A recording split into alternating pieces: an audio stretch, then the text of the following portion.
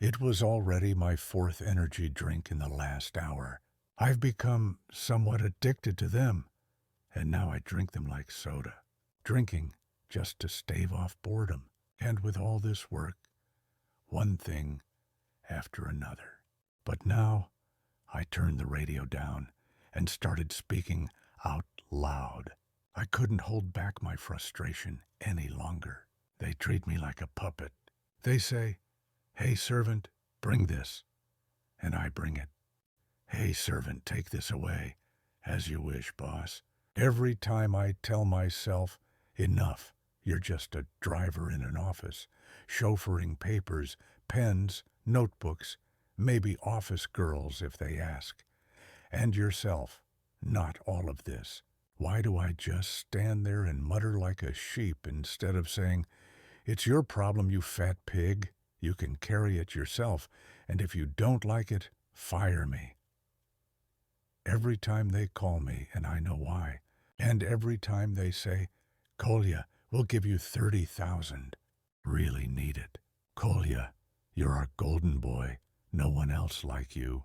To the Congress, to Sokolik, and we'll pay you as soon as you arrive. And we'll give you a week off at our expense." If the first time I took it with enthusiasm, but the second time I hesitated, and now, seventh time, I said no. Well, I said no. Usually just said it straight. But my boss found a way, knew how to talk so that it seemed like I had already agreed. It angered me that they could just buy me like that. I thought, I want to be paid for my work, as it should be, not with these words. All of this. I feel like an object. It's embarrassing. Not a tough guy. Killing wolves with my own hands and chopping down trees with a single blow. Just a spineless little dog, I thought, and there were reasons for me to be so angry. Not only ones I came up with, but objective ones too.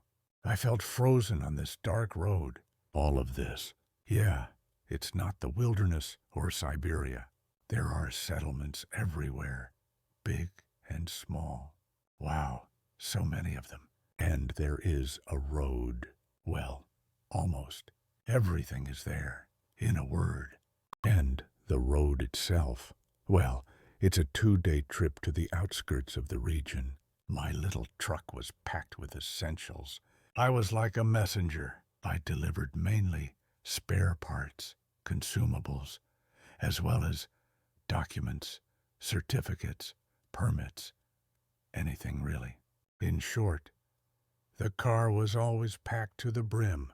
I didn't like the region. I felt like I was slipping back into the Middle Ages. Thick fog, fallen leaves, no lights for most of the way.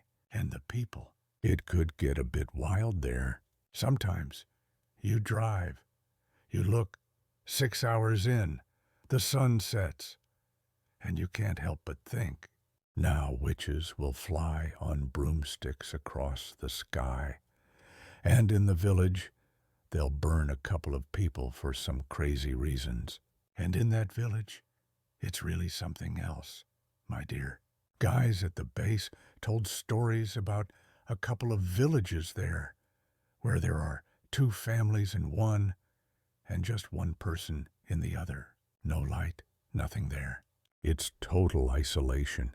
I always put myself in the shoes of someone living in such a place.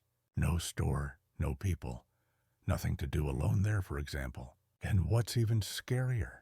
Nowhere to escape. Probably some old lady who has long given up on life. And what about grandchildren and children? Good parents are hard to come by. Relatives are taken along, but they try to at least. After all, it's better in a bad city than in such a village. The forests here are dense, dark, and stretch far and wide. God knows. It seems to me that in such forests, Baba Yaga still runs in her hut, and other fairy tale horrors live. Speaking of horror, and my dislike for trips on this matter, our company deals with logging, cutting, sawing, and all that. The headquarters are in the city, but the people, that is, the mobile team, usually work on the ground somewhere there. At the moment, they were accommodated in a deserted village. There's almost a driveway to the house and generator-powered light, and a river nearby. So the facilities were bad, but still there. And also the proximity of the forest and the absence of people. Even in the morning you go out, it smells like pine, and the gloom prevails. It's hard to be there. The sky is mostly leaden, and the people themselves are not particularly cheerful. They lived in huts, deserted, barely equipped, and some in trailers. As the car mechanic said, if there was something to buy, he would start drinking here, because sometimes it gets so bad that you just want to get drunk and forget. And I believed him.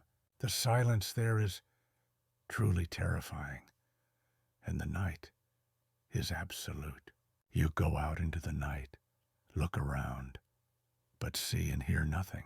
If there's wind, only the trees creak. It's unpleasant to be there, like there's nothing terrible. Still, you try to be a beacon of light to people.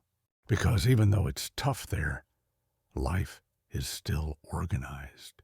The guys working there are gloomy, and I personally don't really want to talk to them. They despise me, true, for reasons I don't understand. They constantly ask me for favors and stuff. Once we brought some wires for the equipment, and they told me, "Where are you going? Help us install it. Otherwise, there will be a delay." When I objected, saying, "Am I an electrician? If you want, do it yourself," they called the management, who then convinced me again to help. 2 days on the road, and a couple of days there, and 2 days back. It was just beyond good and evil. And here's the thing. The person didn't really do anything. But no, they don't hurry. They have a contract. They'll get paid anyway. So they have no reason to rush, or almost none. Once at lunchtime he came, brought the parts and everything needed. I said, "The parts weigh a ton.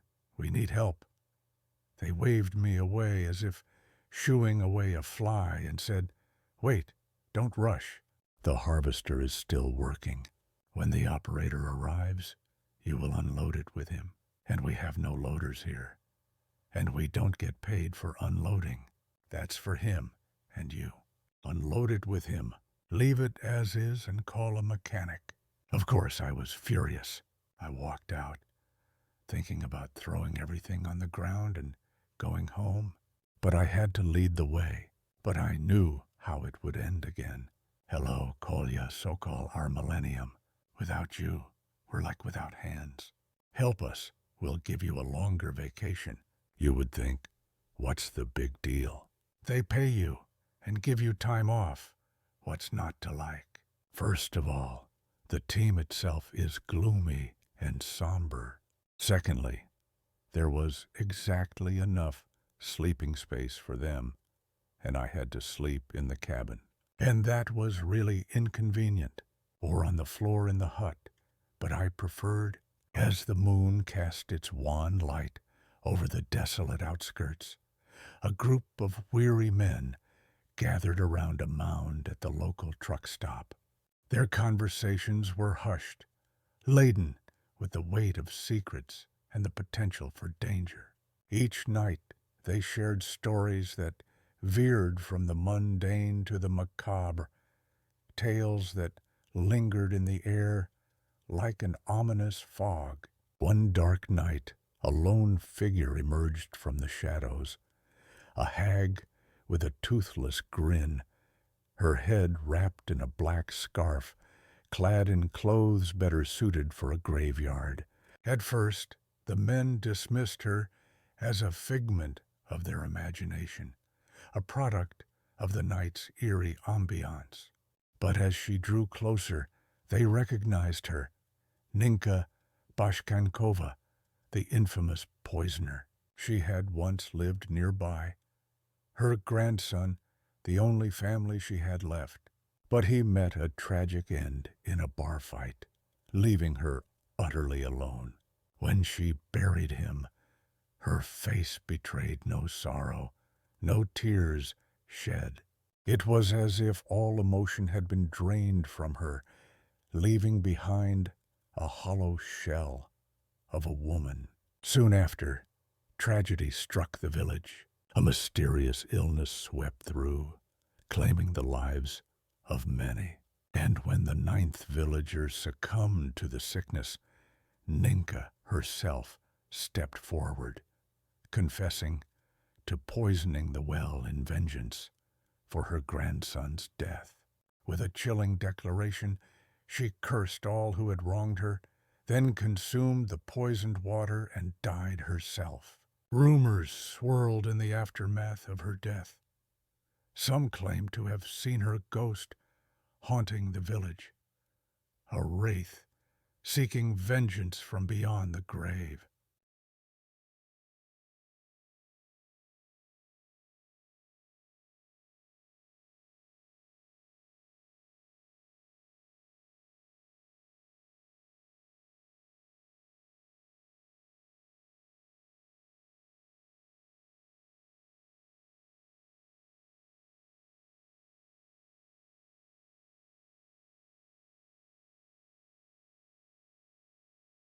And so, the legend of Ninka Bashkankova lived on, a cautionary tale that lingered in the hearts of those who dared to retell it. As the men at the truck stop finished their tea and bread, one of them reflected on the tale with a shiver. Believe what you will, but that's the story they told me, and it's one that's not easily forgotten. With that, they fell silent, the weight of the night's darkness pressing in around them once more. Now he is bothered by something. If you're driving, don't complain. And if the backpack is heavy, don't whine either. You climbed into it yourself, and now you're lugging it. Quiet, he's right. Who do you think you are, driver? And who are you? Well, that's enough. Let's forget it all. As for ghosts and poisoners and all that, there's really no denying it. I saw that hunchbacked death in a kerchief myself. She stood there, grimacing so ferociously that I reached for an axe. But what's that? It's just scare tactics. It'll stand there, growl, and then back off. Let me tell you a story that's even more twisted, and I was a part of it. I was young, so young. My old man was a combine operator. He worked on a Neva combine and would take me along with him. I was thrilled by it all. He'd put me behind the wheel, then go off drinking or wander somewhere, and I was happy. So, here's what happened on that day. My old man got a little too carried away, and the guys who were hauling grain drove him to the way station to spend the night with the girls. What's the use in that? When he had a reliable stand-in like me, he couldn't enjoy the day, being a working man. How else could it be? And back then, I had cassette headphones on my player. Man, it was like a fairy tale. I turned on the radio, sat at the combine's wheel, and loaded the bins for the drivers. Isn't it beautiful? It is, but this story isn't about my impressions. So off went the combines back from the field. As it was done, it was already night, the moon shining, and objectively, I couldn't leave. The chairman was a real piece of work. He could come to the base, check if the workers were behaving, and there I was. He wouldn't say a word to me, but he'd fire my father. Why did he need such a troublemaker? And then, you know, there's the bonuses and all the rest. It all adds up. We'll have to eat and clothe ourselves and fuel the car only with what grows in our garden. Understand, right? So I decided to just leave the combine in the field. The field was far off. Who would go all the way there? So no one touched the machinery. And even if they did, I could always say when I got back It broke down, so I left it there. It happened before, and I decided that was the way to go. It's definitely better than getting caught. When the bin was emptying, Uncle Sasha came up to me and said, "Finish up and climb down. I'll take you to mine. You'll hop off at the way station and go home with your father." And by the end of the day, I was getting tired, so I told him, "No need, I'll walk." I didn't want to go home at that point, especially not with my father. He nodded and left, and I realized I'd made a mistake when the combine rolled to the edge of the field, closer to the village and planting area. I climbed out of the cab, but it was chilly outside. The moon was shining, and the field was empty. The village lights were burning on the right. I thought it wasn't actually that far. I was about to start walking, when suddenly, in the moonlight, I saw a person running towards me. I couldn't make out who it was, but they were running frantically, and there I stood on the platform, frozen in fear. What was I supposed to do? They circled around from afar. I thought maybe my father had come, but then I realized no. It wasn't him. It was terrifying, dangerous, and I wasn't sure what to do. Well, I thought, the moon is shining.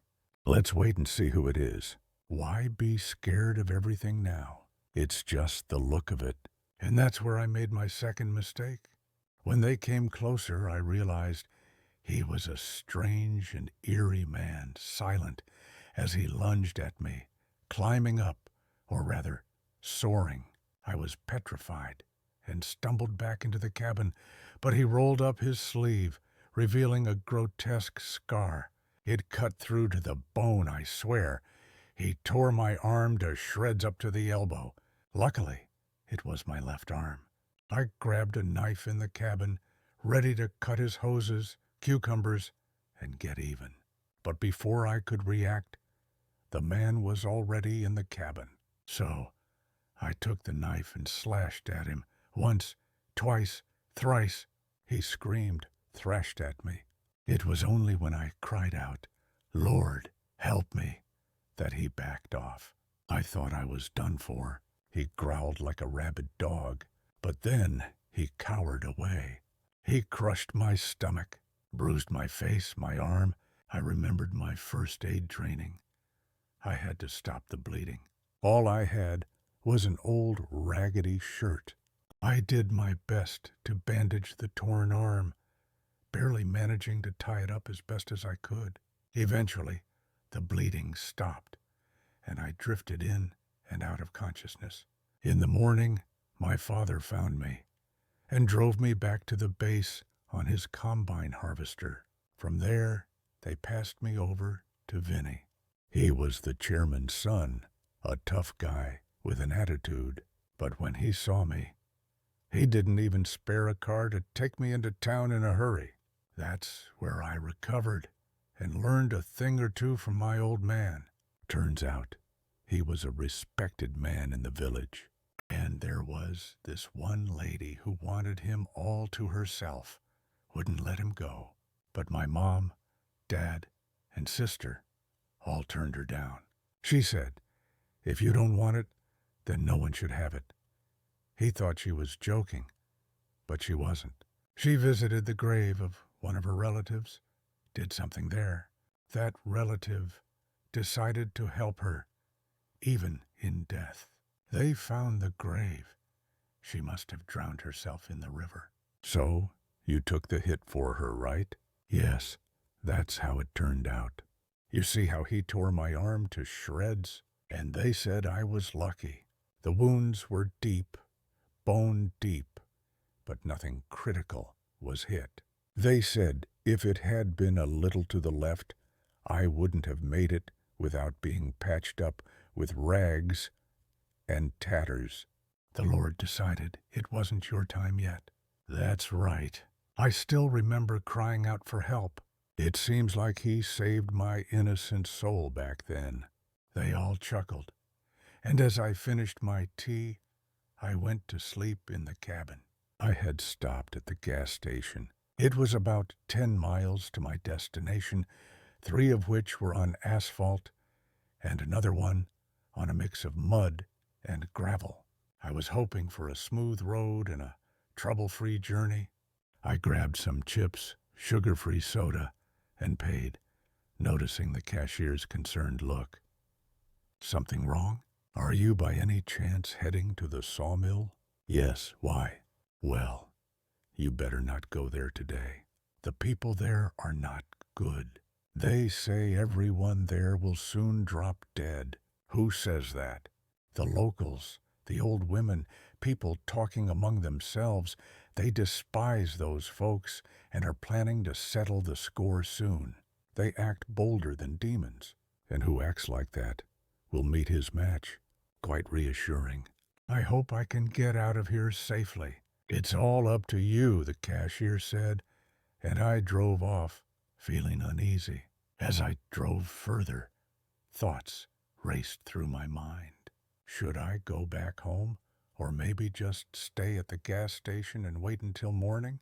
The road was long, and anything could happen. Yet it wasn't an option. I had received about 20 calls, all saying the same thing. We were running late, and the parts had been waiting since yesterday. They asked me not to delay.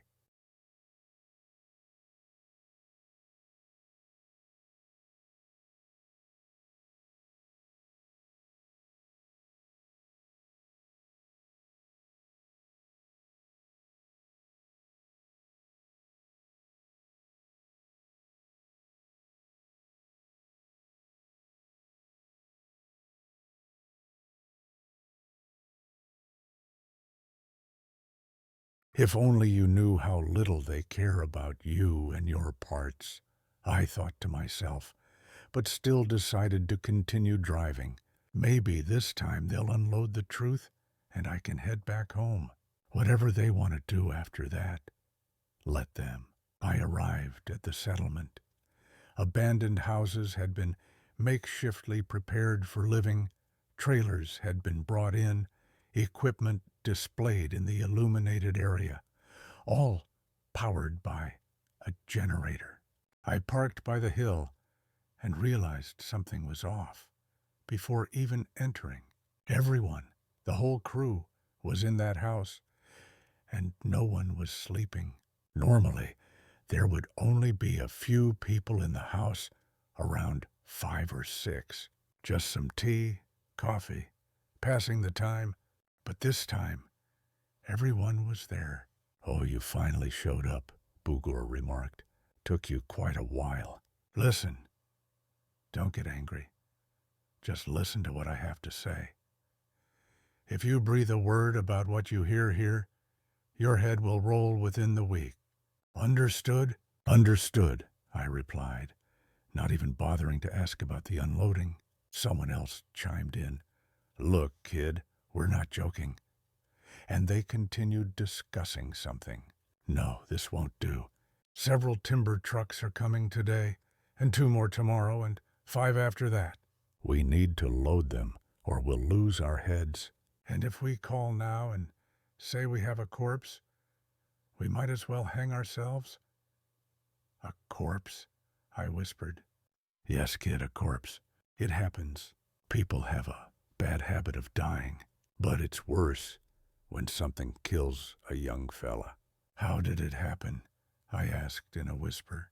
Bugor and his 2 deputies, as I called them, were deep in conversation.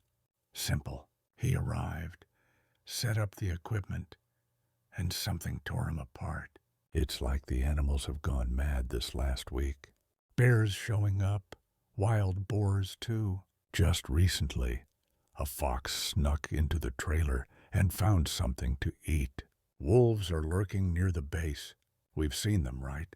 It all started suddenly as if on cue, but that's not the main thing.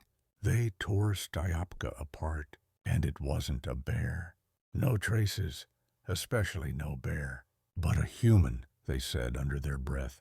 Human footprints were there. Went in and out with the forest. you know. But a human couldn't have torn him like that. It was as if they came up and started tearing his limbs off. Flies, can you imagine? Come here, Bugor interrupted, calling me over.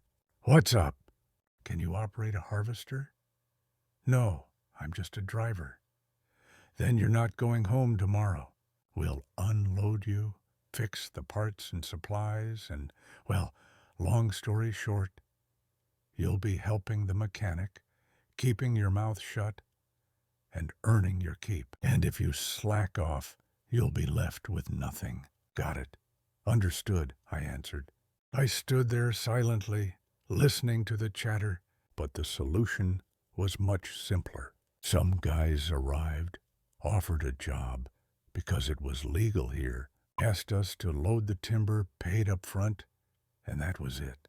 It was all going well. I wouldn't have even found out if it weren't for what happened. Some sort of creature killed my colleague, and all the animals seemed to go wild, circling around the base. In the end, they asked the guys for 18 or 27 logging trucks, and the money was paid up front. So the boys had no choice but to load up, and they came up with a clever plan. First, finish the job. Tomorrow, they planned to call the boss, say that one of the employees had disappeared, and then, once the deed was done, claim they found him in the forest. Blame it on a bear attack, and after the body was found, stage a scene and quit. No one would question why they all left afterwards. There was tension in the air. I felt it particularly strongly. I didn't just know something would happen that night. I was certain of it. Even the cashier had hinted at it, which meant I had to get out of there, and preferably quickly, or they would kill me. It was clear they were a gang. Maybe they had pulled this off before, perhaps even with me around. Not understanding, just living without a clue. But now, having heard it all, I became an unwanted witness and informant. Why hadn't they killed me yet? I wondered, leaving the house for the cabin. Simple.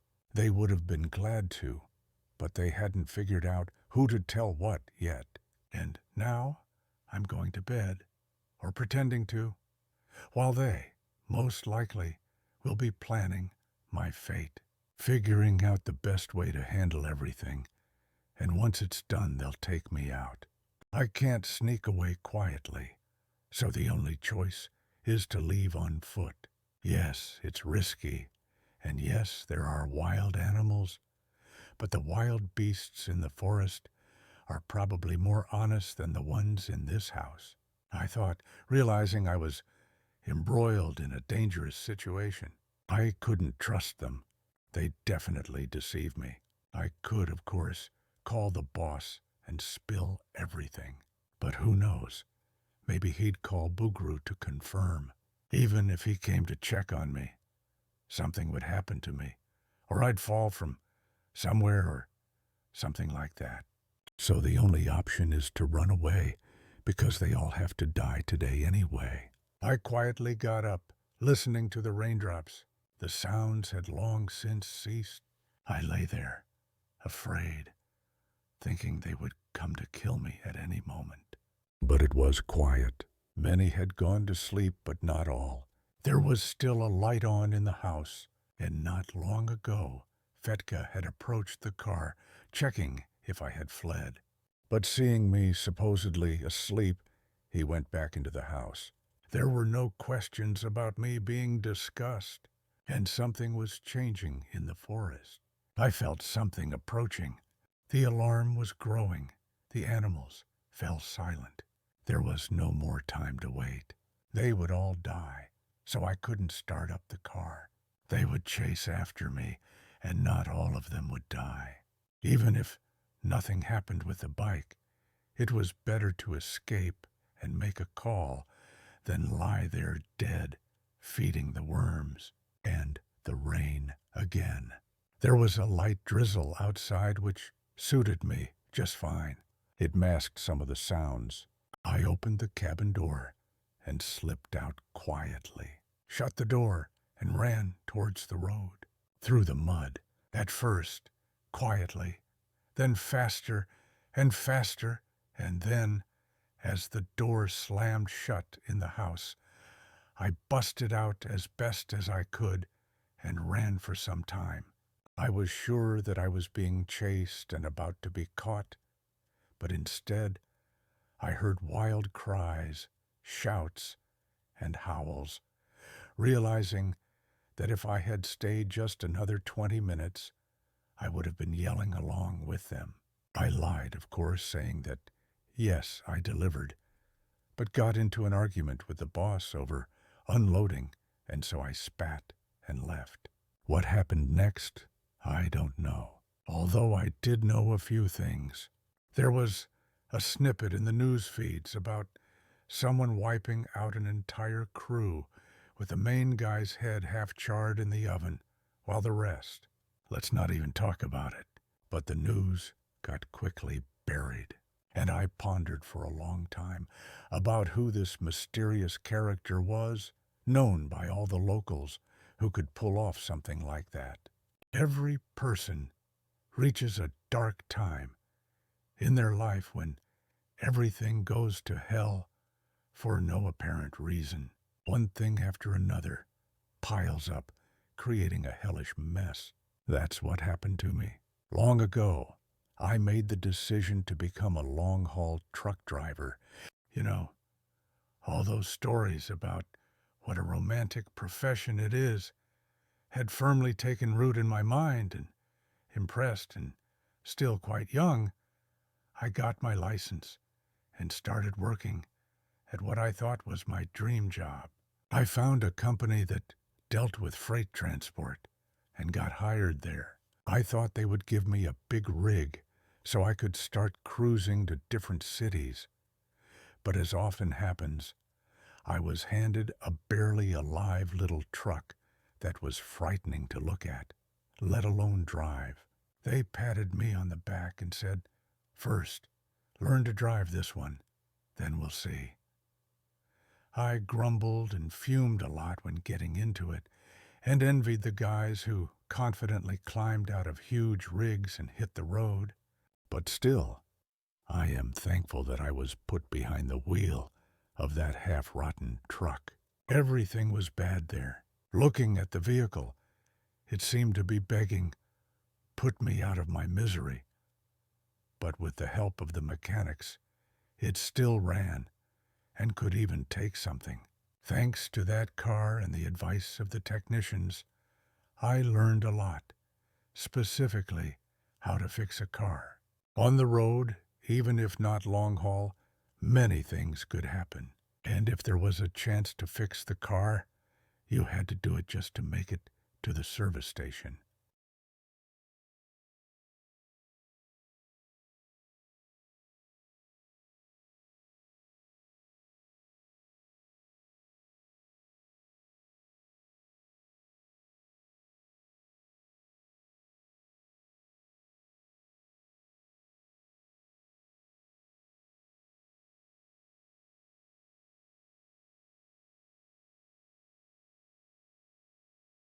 It was with that wreck that I experienced everything.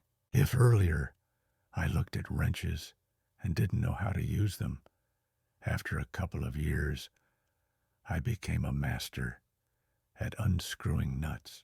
And if something broke on the road with the right tools, I could fix everything. After some time, they transferred me to a normal rig. Well, normal in the sense that it didn't break down as often and actually ran. At first, it felt amazing to sit in a big warm cabin in winter, smoking it out the window with a long road ahead. But most importantly, it was about the money. I'm not an idealist.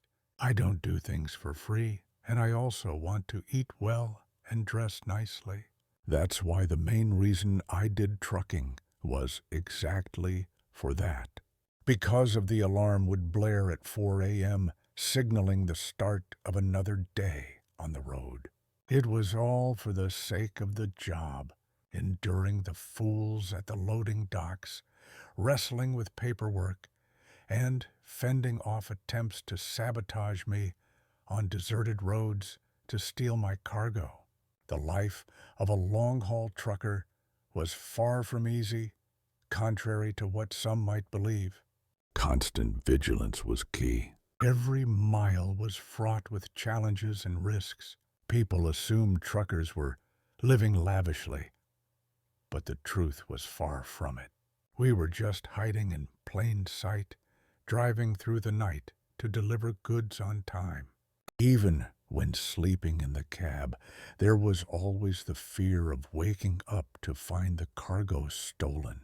On the road, we were often seen as a nuisance, slowing down traffic and taking up space. The real nightmare was navigating through city traffic, where people had no understanding of the blind spots around a truck. Despite the hardships, there was a glimmer of hope, the dream of owning my own rig. After years of toil, building connections, and understanding the industry, I finally reached that goal. With my own truck, I felt a sense of freedom and independence. But as the miles piled up, so did the expenses. The engine breakdown hit me hard, revealing the harsh reality of the costs of maintenance and repairs. Taking out a loan to replace the engine only added to the financial strain. I found myself scrimping and saving just to keep the truck running, sacrificing personal comforts for the sake of my livelihood. The truck demanded constant attention and money, leaving me with little left for anything else. I pushed through, hoping for a breakthrough, only to find that the industry had become saturated with newcomers. What was once a lucrative opportunity had become a daily struggle for survival against a flood of competitors. Once upon a time, in a small town in the heart of America, there were hard-working folks willing to toil for pennies, driving down prices. They had to work longer hours, but the pay was dwindling. As I handed over the last bit of money I owed, sinking into the cab of my truck, I pondered what the future held. Time flew by as I paid off debts and ran around, with prices changing along with life itself. Long-haul trucking, once a dream job, now felt nauseating. Yet, selling my truck and finding another job wasn't appealing, and I had no desire to learn a new trade.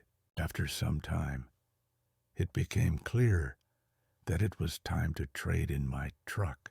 I had driven that rig hard, hardly maintaining it as needed. I only replaced what was absolutely necessary, and always opted for the cheapest option. Now, to keep my truck running, I had to invest more money than I had, but didn't want to part with. If I did, I feared I would be back to square one. And there was no guarantee that nothing would break down, and I wouldn't have to start all over again. Just as I was ready to sell my truck, a compelling offer presented itself. While unloading at a warehouse, I struck up a conversation with a man who mentioned a company looking to hire an experienced driver for great pay. They would provide the truck, and everything sounded too good to be true.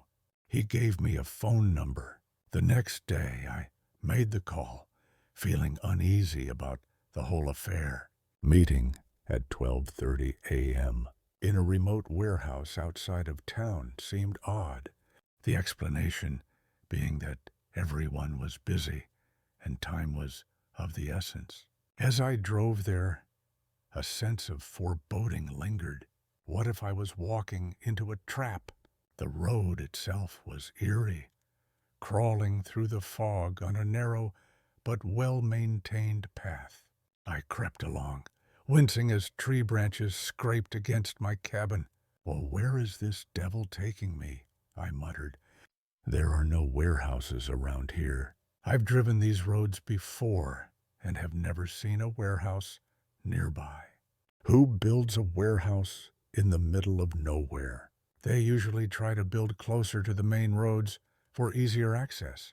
This is sketchy, and the road is strange. If someone comes toward me now, we might collide head-on. There are no shoulders here. Despite my misgivings, I pressed on through the mist, eventually arriving at the mysterious warehouses. A single light bulb dimly lit the entrance, and an elderly guard stood by the gate. "Where to?" he grunted. "For an interview," I replied. He snorted disapprovingly and directed me to drive along the side of the warehouse. As I turned left, "I saw the entrance," he said, then went to open the gate.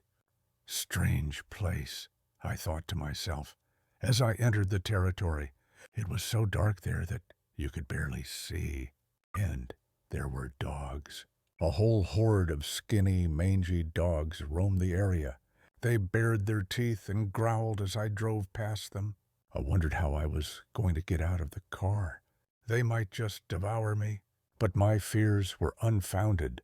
When I approached the entrance, where a single light bulb was burning as I was told, there were no dogs in sight, so I walked inside without any adventures.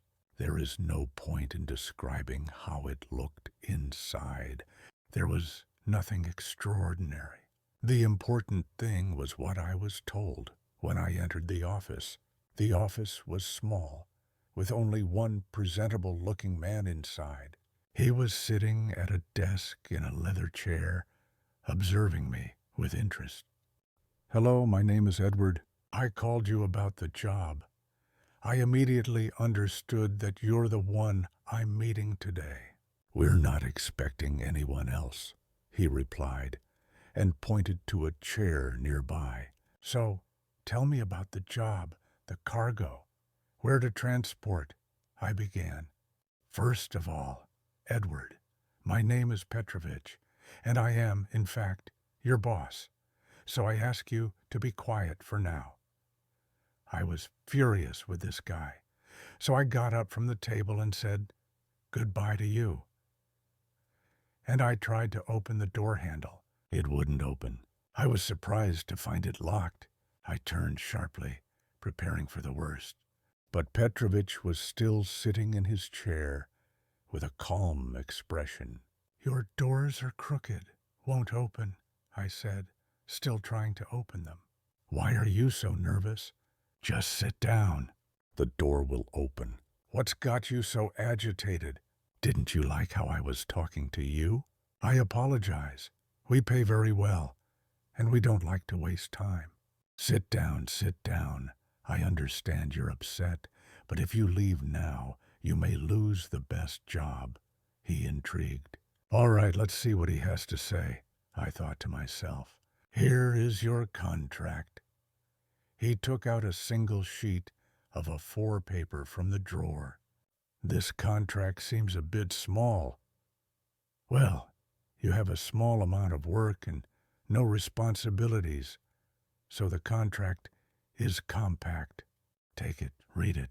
I took the sheet and didn't bother reading the details and conditions. I was only interested in the amount. It was such that I couldn't earn it in a month and a half. "Sit down. I will now tell you what and how, when, and where." "So, Sergei, I understand that you already agree. So listen, what we do and what we transport is not your concern. You will be given a car, loaded and unloaded. What exactly you are carrying is not your concern. And if you get stopped, you won't. Our cars drive everywhere, and they are never stopped. So don't worry. Where have I gotten myself into? I thought to myself. Your work is at night. You will come here and leave from here as you're told. When you are being loaded or unloaded, you are not allowed to get out of the car or try to see what's inside. Do you understand? Yes. But what if an unforeseen situation arises, or I overturn the truck and the contents spill out, what then? Trust me, in all these years, no truck has ever overturned. You will have to drive to the same place. It's about a 3-hour drive. Once you unload, you drive the car out of the compound and leave it near the gate. Another person will bring it from there to here. Your workday starts at 1 in the morning and ends around 5. Are you ready? Naturally, I said, and my monotonous induction began. I was given the keys to the tractor. The key was strange. I had never seen anything like it before. Firstly, there was no logo or numbers or letters on the key fob, just a black key fob with a key that was twice the size of a regular one.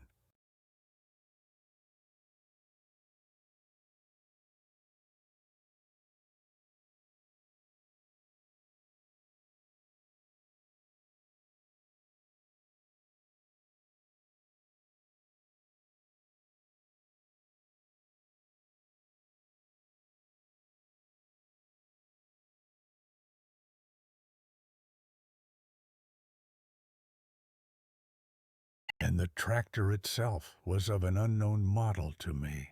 It didn't resemble any that I had seen, but it looked quite impressive. On the other hand, does it even matter? After all, my job is just about one thing, loading up every night and then being free to go wherever I want after 4 hours. So who cares? I spent the whole next day contemplating. Strange company. There is almost no light on the premises. It's not shown on the map. The money is good, but there is hardly any work. Why can't you look at what you are loading? Who cares? But the most important thing is that on the map, the location of this warehouse is shown as a dense forest with no roads or buildings.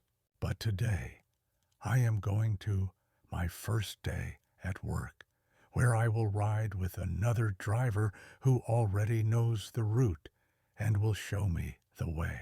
And this means that the situation with this organization, which is not mentioned anywhere, may become clear.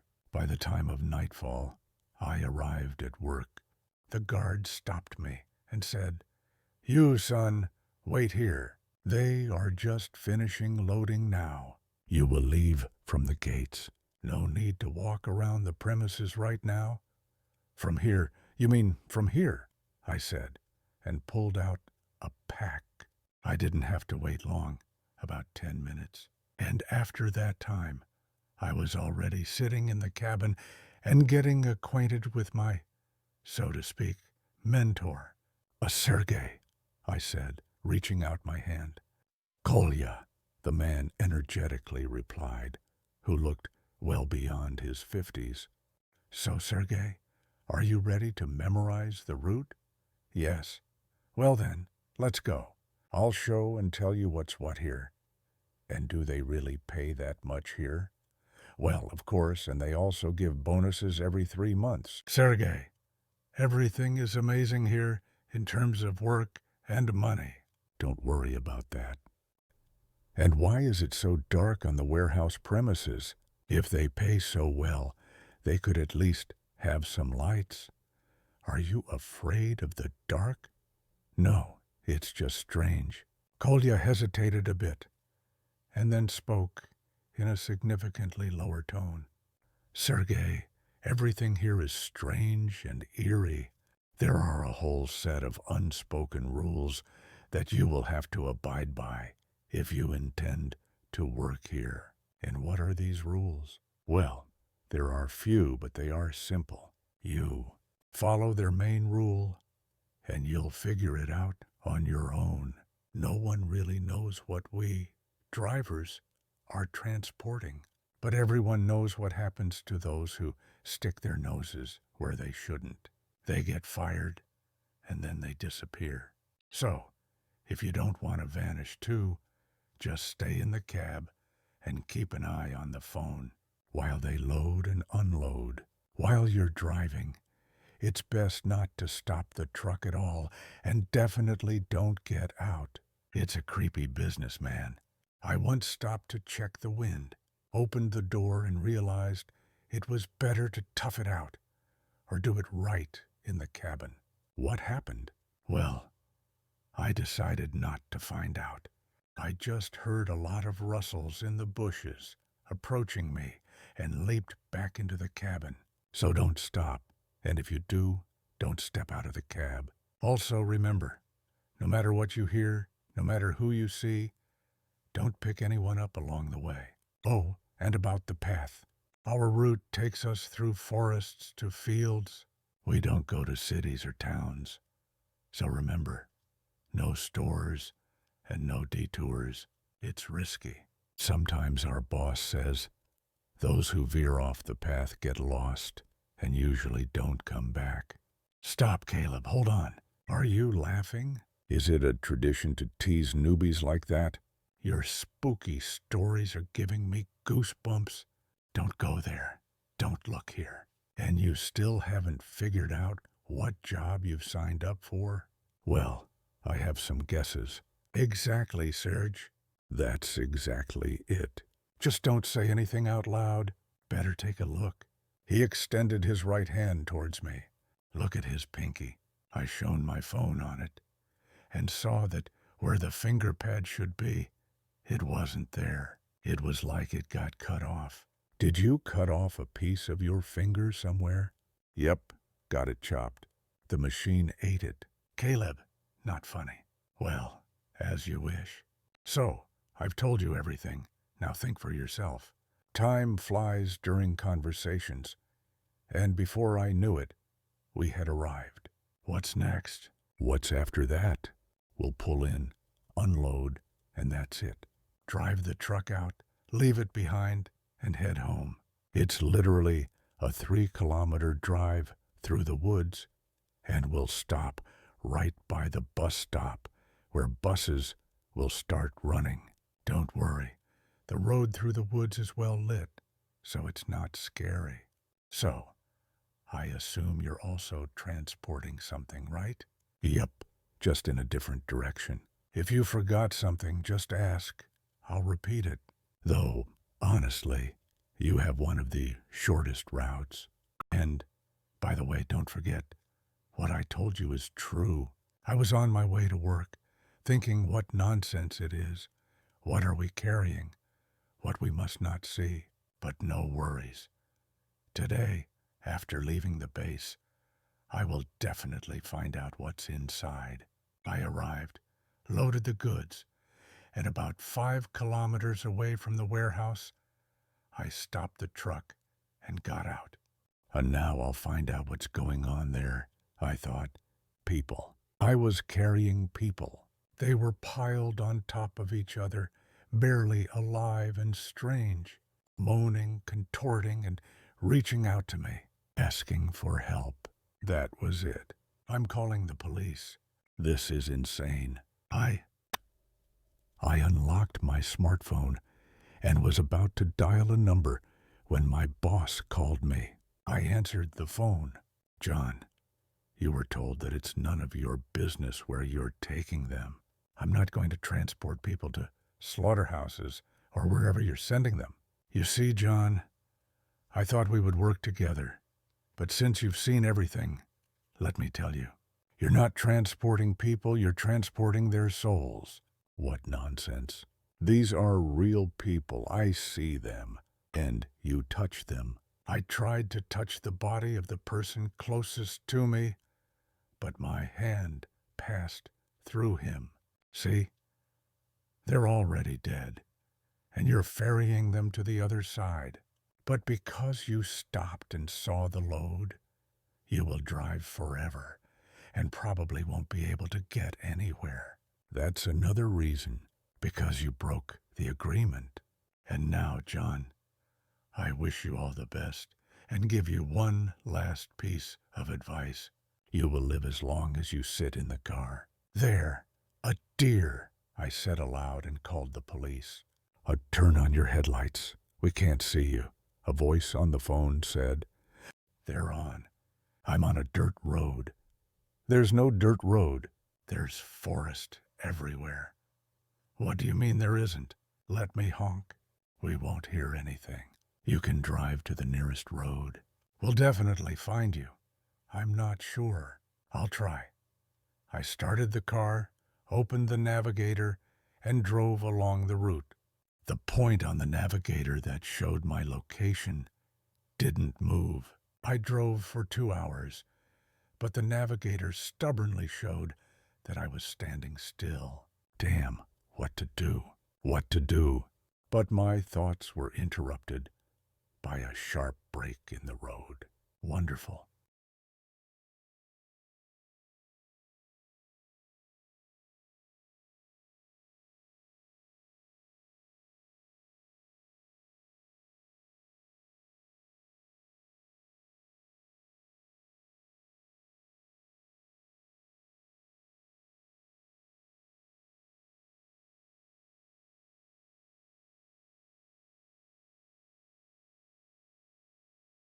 I got out of the cabin to see what was ahead on the road.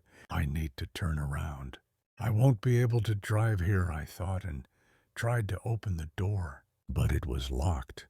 I couldn't open it by any means, not even the windows, which I tried to break with a stone, gave way. Wolves howled to the left. I climbed onto the roof. As soon as I got on it, a pack rushed out from all sides. You will live as long as you can sit in the cabin. The last piece of advice came to mind. Well, I'll sit here as long as I can, and then we'll see what happens. I was tired. My eyes were closing. I just wanted to sleep. No, to wash, eat, and sleep, ideally for 12 hours. And then everything else can wait. I moved through the night, cutting through it with the headlights of my truck. The darkness, as if alive, retreated before the bright, artificial light. Behind me was 40 tons of some kind of construction mixture that needed to be delivered yesterday. But no matter how hard I tried, I couldn't make it in time, even though I had been driving almost nonstop for a day. When you work, live, and breathe the road, you realize that trying to predict anything on it is a futile effort. At first, there seems to be nothing strange or mystical, and you don't really believe in its signs. But over time, I swear, the road is alive and may even punish if it deems it necessary. I had very short trips where everything was done quickly, but they sometimes passed in such a frenzy of madness and nervousness that you just wanted to turn the lights off. Once you load up, you hit the road, only to realize you've forgotten your documents. Or maybe the cargo was loaded incorrectly and you have to turn back, or a tire blows out and you find yourself stuck making repairs. And then there are those long-haul trips where you can barely keep your eyes open at the wheel, and miraculously, everything goes smoothly. Well, smoothly in the loosest sense of the word.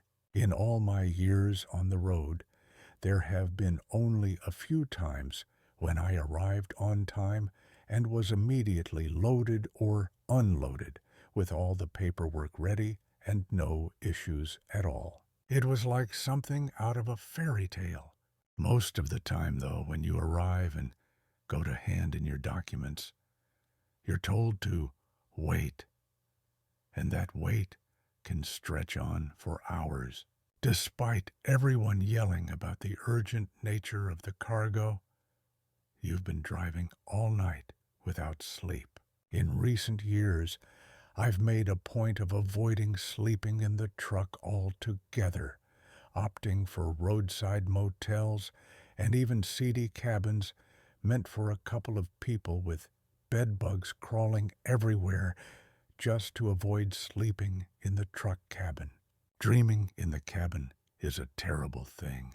While at first I didn't mind it, and even felt a hint of romance about it, that feeling quickly vanished after just a few nights. There were objective reasons for that. A truck is a machine, not a place to sleep. Everything is designed primarily for driving, with a little thought given to your comfort. It's uncomfortable to sleep there. Too cold in winter, too stuffy in summer. If it's raining, you hear every drop. If the tarp is being scratched by branches, you feel like the devil himself is clawing at your backside, trying to drag you to the other side. That's one reason. Another reason is simply the lack of comfort. Everything is cramped, no space to move around or wash dishes properly, and throwing trash out the window is just not my style. Oh, I winced at the thought. Now I understand why truckers can be as mean as junkyard dogs, because sleeping in a truck is probably the peak of torment and suffering. And there's another reason, perhaps the most important one. I wanted to live. I don't know why. But all the horror that happened to me always occurred after I stopped. Here's one example. When I had just started my journey as a driver and had no experience at all, I decided to save money on a hotel and parked in a dark, desolate spot off the highway where I planned to spend the night. Of course, it was all littered with trash, cans, bottles, and whatnot. I was completely alone there, but it didn't scare me much at the time. I had dinner in the cabin, listening to the radio, then stepped out of the truck to smoke and stretch my legs. I climbed out of the cabin. Night had just fallen, and it was almost completely dark. I stood there smoking, looking out at the road from the pocket of darkness. You could hear the sporadic traffic passing by, but otherwise it was quiet. And then, on the edge of visibility, I saw someone walk by, someone who had emerged from the side of the road, crossed the street, and disappeared on the other side. Well, it could be anything, I thought to myself, shrugging it off. Maybe just local heading home. But regardless, local or not, I was thoroughly spooked and decided that tonight I would be sleeping cuddled up with my toolbox. That's just how it goes on the road. As I sat in the cab, my mind began to swirl with thoughts. I decided to lock the doors just in case. And oh, was I glad I did. A hand tugged at the passenger side door, and I saw a face. Yes, that's right. If I were a child, I would have thought he looked like a pirate. But as an adult, I saw a scruffy, crooked-toothed, and mischievous man. "Hey, buddy, got a cigarette?" he asked. "Who?" I replied, startled. "Cigarette? Oh, no, don't have one. How could I not when there was a pack right there? Those who need it must have their own, and those who don't are out of luck." "Got it," he said slyly, and disappeared. The crazy devil is going to pee on my car now just because I wouldn't let him smoke. Damn them all, I thought, contemplating how the bizarre man had sneaked up to my car unnoticed. I should have hit the gas pedal and driven off, as it was a scary situation. The lunatic could have had a knife and stabbed me. But at the time, I was so taken aback that I didn't even budge and fell asleep right there in the driver's seat. I woke up feeling like a captain, imagining my car sailing on waves. But I'm a driver, and cars don't float on waves. Yet, at that moment, it seemed like my cab was rocking back and forth, and there was commotion in the back with the cargo. They're robbing me, I thought, wanting to get out, but thinking better of it, as they might resort to violence. It seemed like they hadn't started unloading the cargo yet, when I heard a knock on the door again. This time, a different voice. "Hey, they're stealing your wheels," he shouted, banging on the door for me to open it. Instead, I started the car and, without paying any attention to him, began to turn around and drive onto the highway. In the headlights, I saw a scene. A van, 4 people, including the pirate. They stood there glaring at me, but there was no chase or anything, so I calmly drove away.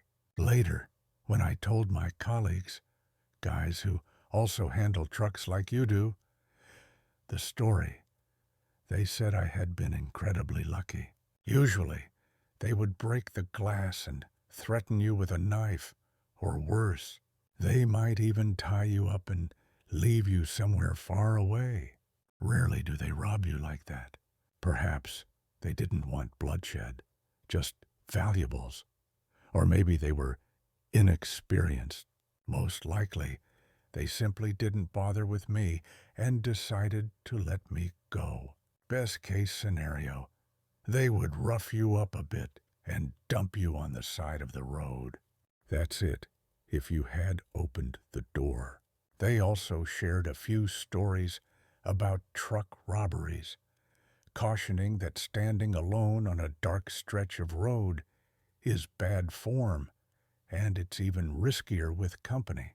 They described how guys, looking just like you with their belly hanging out, relaxed in slippers, plaid shirts, and a cigarette, could be waiting up ahead. You approach them, as it's better not to sit like a coward, alone in the cab. And then the small talk begins. They would tell you a good story, offer you moonshine, and maybe a meatball. A couple who offered a ride will treat you. And after 2 glasses, you won't remember anything. You wake up in the cabin of your truck. No money. Everything valuable you had was taken from you. The cargo was inspected. If there was any household appliances, TVs, or washing machines, some have already hit the road, and the trailer is completely open, and anyone can take whatever they want. What about the road brotherhood? What about mutual assistance? I asked back then. The guys just wanted, saying that it no longer exists. No help, no brotherhood. And the bros only appear when they need fuel. Otherwise, forget it. And I had to personally verify this later on. I thought I was a damn cool guy who was as cunning as a wolf from Tambov. I traveled everywhere, knew and saw everything. Well, that's just what I thought. In fact, it wasn't like that. I worked for this one uncle, and it turned out that I got stuck on the roadside in winter. It was later I found out it was because of bad fuel, but at that moment, I didn't know what to do. Severe frost, minus 32 degrees Fahrenheit outside. The engine doesn't work, just sputters, and it's about to stall any minute. Far from the settlement, far from any diner, I shout on the radio, "Guys, dying here. Anyone to help?" And the guys don't care, bro, in a rush. Can't help. Brother in trouble himself. Want to buy some fuel? Oh, we're far away. Well, you would definitely help. Just give me a tow. And that's how the bros started to back off. I sit there not knowing what to do, and the engine keeps stalling, and I realize I'll have to burn something to sit here and not freeze to death. It's freezing in the cabin, just like outside, so it doesn't matter where to sit.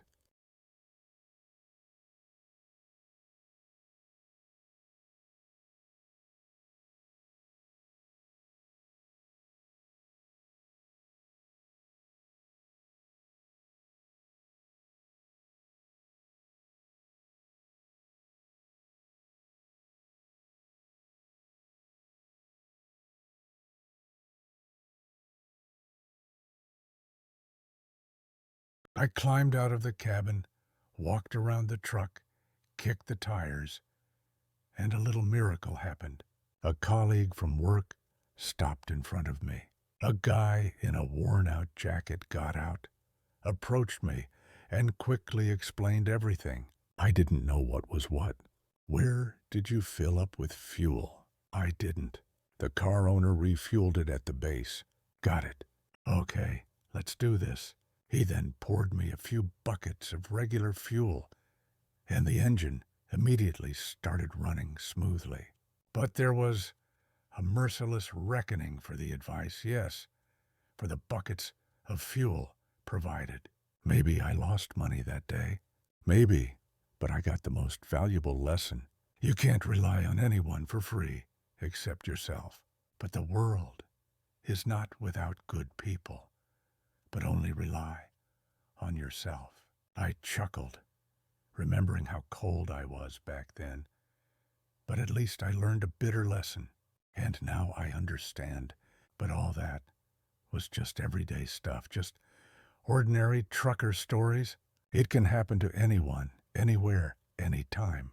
But there was something where no amount of cargo or money would save you, no connections, no one would help you at all. And it happened to me one day.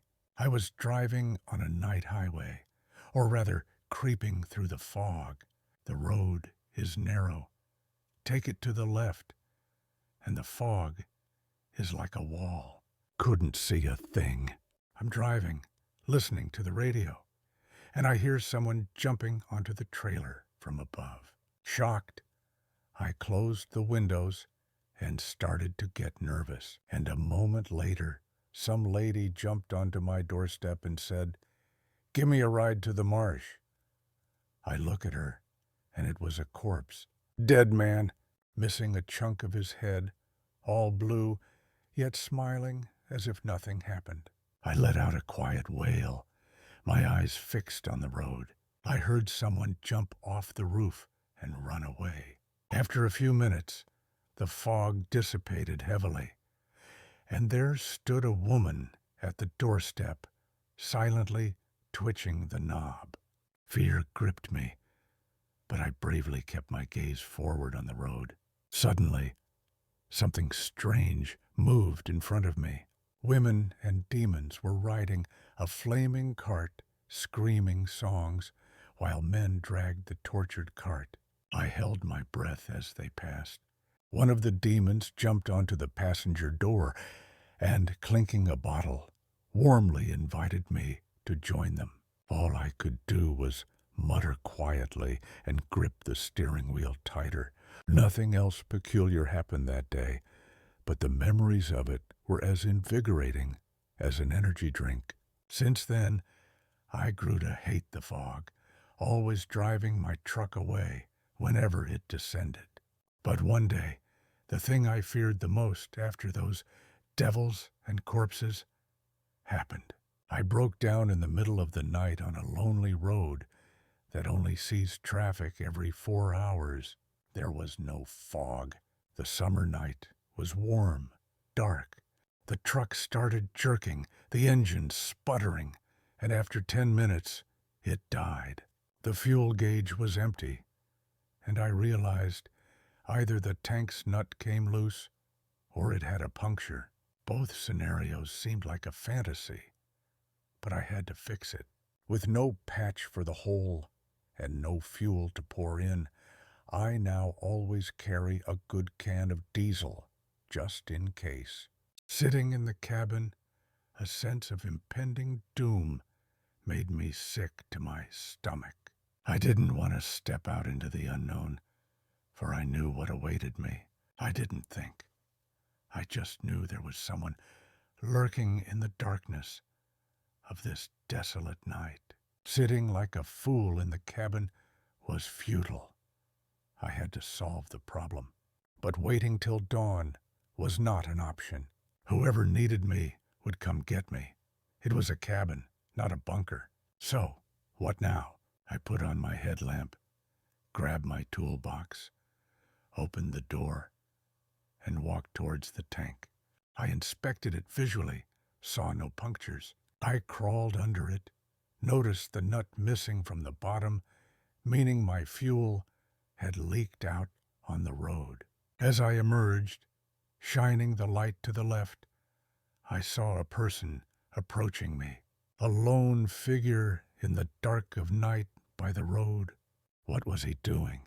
I looked the other way and spotted two more figures getting closer. "Stop right there, you creeps. What do you want?" I yelled.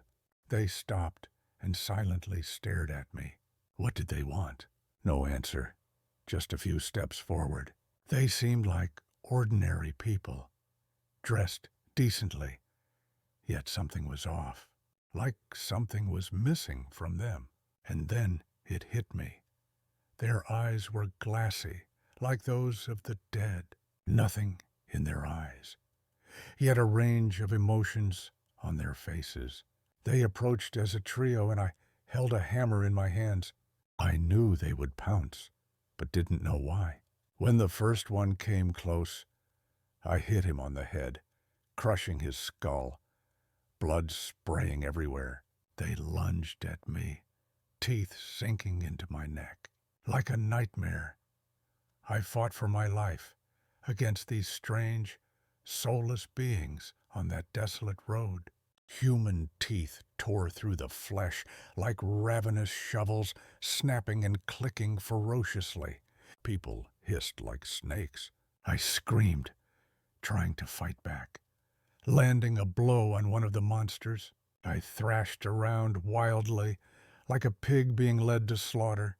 Every ounce of strength in me was used to fend them off. I felt their teeth scratching against my right shoulder blade. Somehow, I managed to flip over. I knew I was going to die, but these creatures had to go down with me. I miraculously found myself on my feet, pushing them away and swinging a hammer at the back of one of them. But then, the other one lunged at me, knocking me down and slamming my face into the asphalt. I heard the crack of my skull and felt the excruciating pain as it split open, blood decorating the pavement. He mercilessly beat me, driving me into submission. I no longer yelled. I was dying. Music. I lay there under the truck, being carried away. I regained consciousness, staring at the plug in the tank. It was still there, while I lay there, squealing beneath the truck. What? What just happened? I lay there, utterly bewildered, running my hands over my head, checking myself over, but I was unharmed. I lay beneath the truck, nothing happening at all, the plug still in place. So, I quietly rose and walked away, trying to forget, as if it never happened. Yes, ever since then, I always make sure to plan where I will sleep before evening comes. By 10 o'clock, I need to be firmly settled in some hotel. It's best if there is parking and security cameras, but unfortunately, it's not always that ideal. So, for now, I'll have to settle wherever there is a choice, as it's the only place for many miles around. I arrived, stepping out of my car. The clock showed 9:20 p.m., an inconvenient time, really inconvenient. I could have used a couple more hours on the road, but I refused to sleep anywhere other than a hotel. I set the truck alarm and entered the standard cafe with a symbolic name, Love. The silly red letters on the white building looked completely out of place, but I was here to eat and rest, not to worry about the aesthetics. Inside, a plump woman sat at the reception. I later realized she was the owner, as her badge read, Love. Hello. Night room. Hello. How much? 1.5. All right. Expensive, I muttered, handing over the money. Is there a place to eat? Yes. Everything is on the first floor. Shower, cafeteria, everything is there. She gestured towards the left corridor. There's an upstairs leading to the second floor, and only the rooms. Here's your key. She handed me a key with the number 21. I went upstairs to drop off my belongings and understood why the night here cost so much. Everything was pleasant and well kept. The room was clean, tidy, with a TV, music, everything needed for relaxation. After a quick shower, I marveled at the neatness and cleanliness, and the cafeteria was beyond praiseworthy. Besides myself, there were 6 other people eating, and the cafeteria was small, but it was the most. The dining hall was pristine and tidy, the likes of which I had never seen before. The portions there were truly fit for a king. I ate, drank, paid, albeit expensive, but it was worth it, and then headed off to sleep. That's all I wanted. And tomorrow morning, I'll wake up around 4 o'clock, freshen up, and get to work, as they say. I got up, closed the door to my room, and almost instantly fell asleep, sinking into slumber.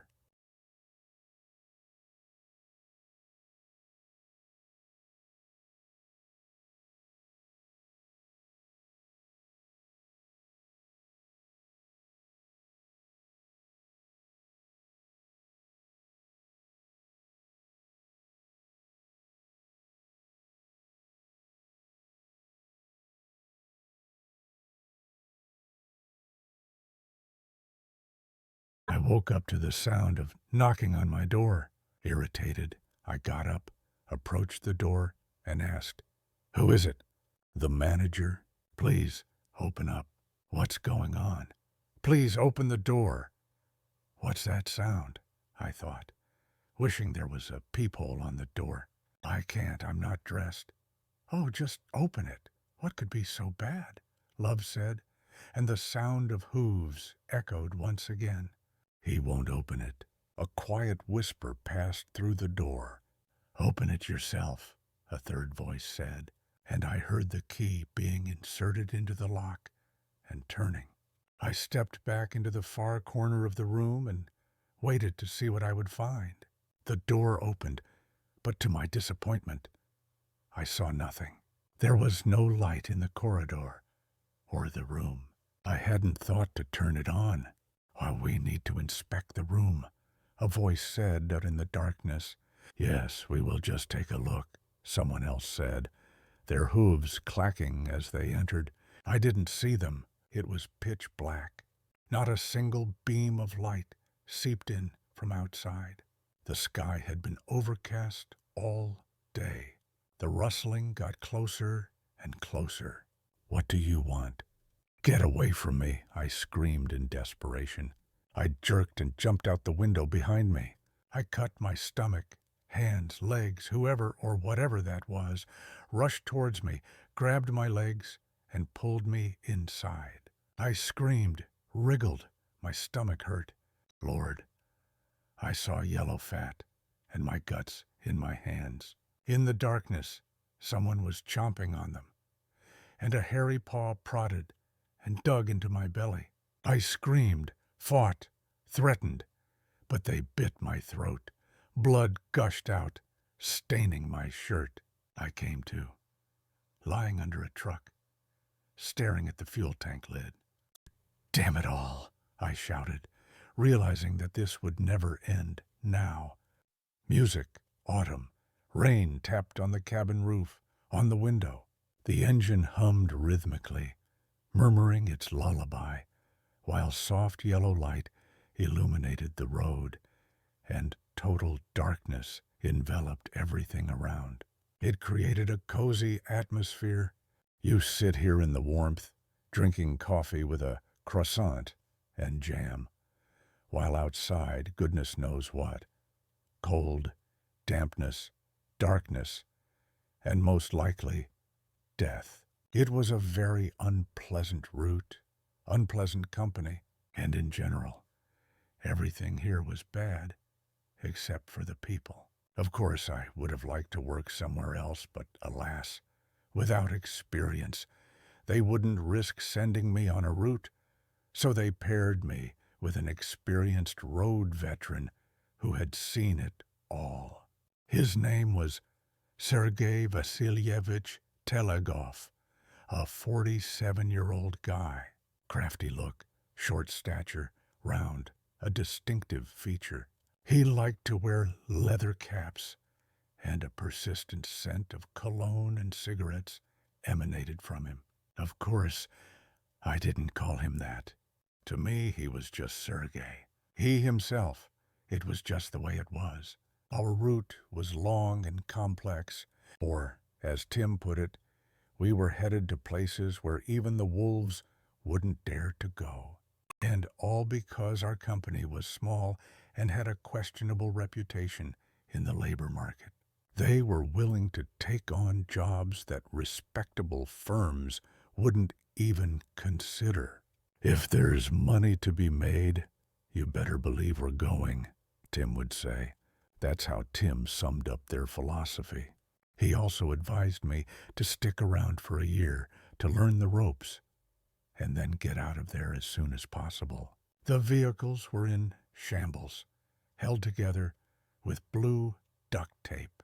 If you used black tape, they would stop working altogether. The equipment was also subpar. When I asked Tim why he stayed despite all the problems, he simply said they paid him better than everyone else. Tim was brutally honest, which rubbed a lot of people the wrong way. But when we were at the base, I could see that others listened to him without question. This was the kind of company that truck drivers whispered about in the dead of night under the glow of their headlights. We had already loaded and unloaded in 3 different places, slowly making our way from Chicago to Atlanta, and then on to New Orleans. As I sipped my coffee and looked out at the road, I couldn't shake a feeling of unease. We weren't taking the highway like normal folks. We were cutting through back roads. Tim had business to attend to in a small town along the way. Why aren't we taking the highway? I asked. Trust me, it's better this way, Tim replied. I've been here before. Despite my doubts, we continued on the lesser-traveled paths. I couldn't shake the feeling that the highway would have been an easier route.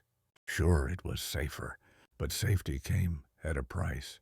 On the highway, there were cameras and people, and not many would stop to help you if you were in trouble. Forget about the beauty of the road. It was all about money and survival out there. Robberies and attacks weren't happening in the woods. They were happening on the highway. You could pull over for a meal, a shower, or a nap, only to wake up and find yourself emptied out. You were lucky if your goods were stolen, and not your entire rig. And the hotel parking lot cameras never seemed to be working. Why? Because the owner was on the take. Sometimes you were lucky and your cargo was insured, or the contract covered it, but that was a rare exception. If you were one of the unlucky ones, you were on your own. It was a harsh reality of life on the road. The goods are hanging low. All responsibility falls on you. Yes, get used to it. You are accountable for everything. For the car, how you drive, how the cargo is secured. For being late, you will be blamed for everything at once. And did someone steal your cargo? They tried twice, but that's all in the past now.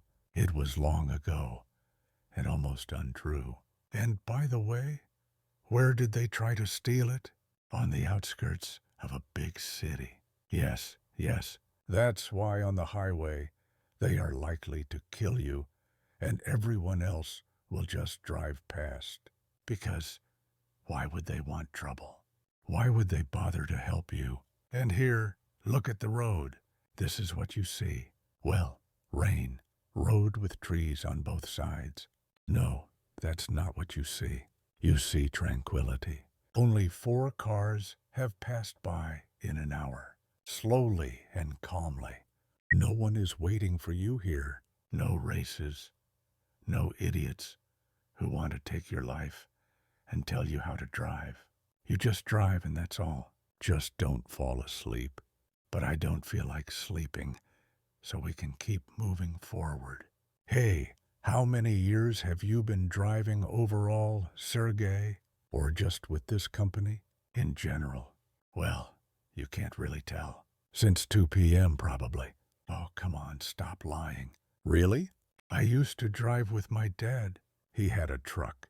We went to villages, delivering flour, pasta. I even helped out. And how could I not? Sometimes I even drove myself. Back then, there weren't so many cars around. If someone had 3 to 5 cars in the village, it was considered respect and honor. It was a difficult time. You couldn't even buy a car, let alone tires. And even if you could, you had to find the money and the right people. My dad always had a commercial drive, but on a small scale. So I rode with him, helped with money, earned for the family, and occasionally took the wheel. There weren't as many cars or cameras back then. I had a strict supervisor, my dad. He once told me that if I crashed the car, our family would be no more. He told me that and put me behind the wheel. Usually I would beg to drive, but I wasn't allowed. But this time, I was given the chance, and I wasn't happy about it. But then they started letting me drive more often. It's all about trust, as they say.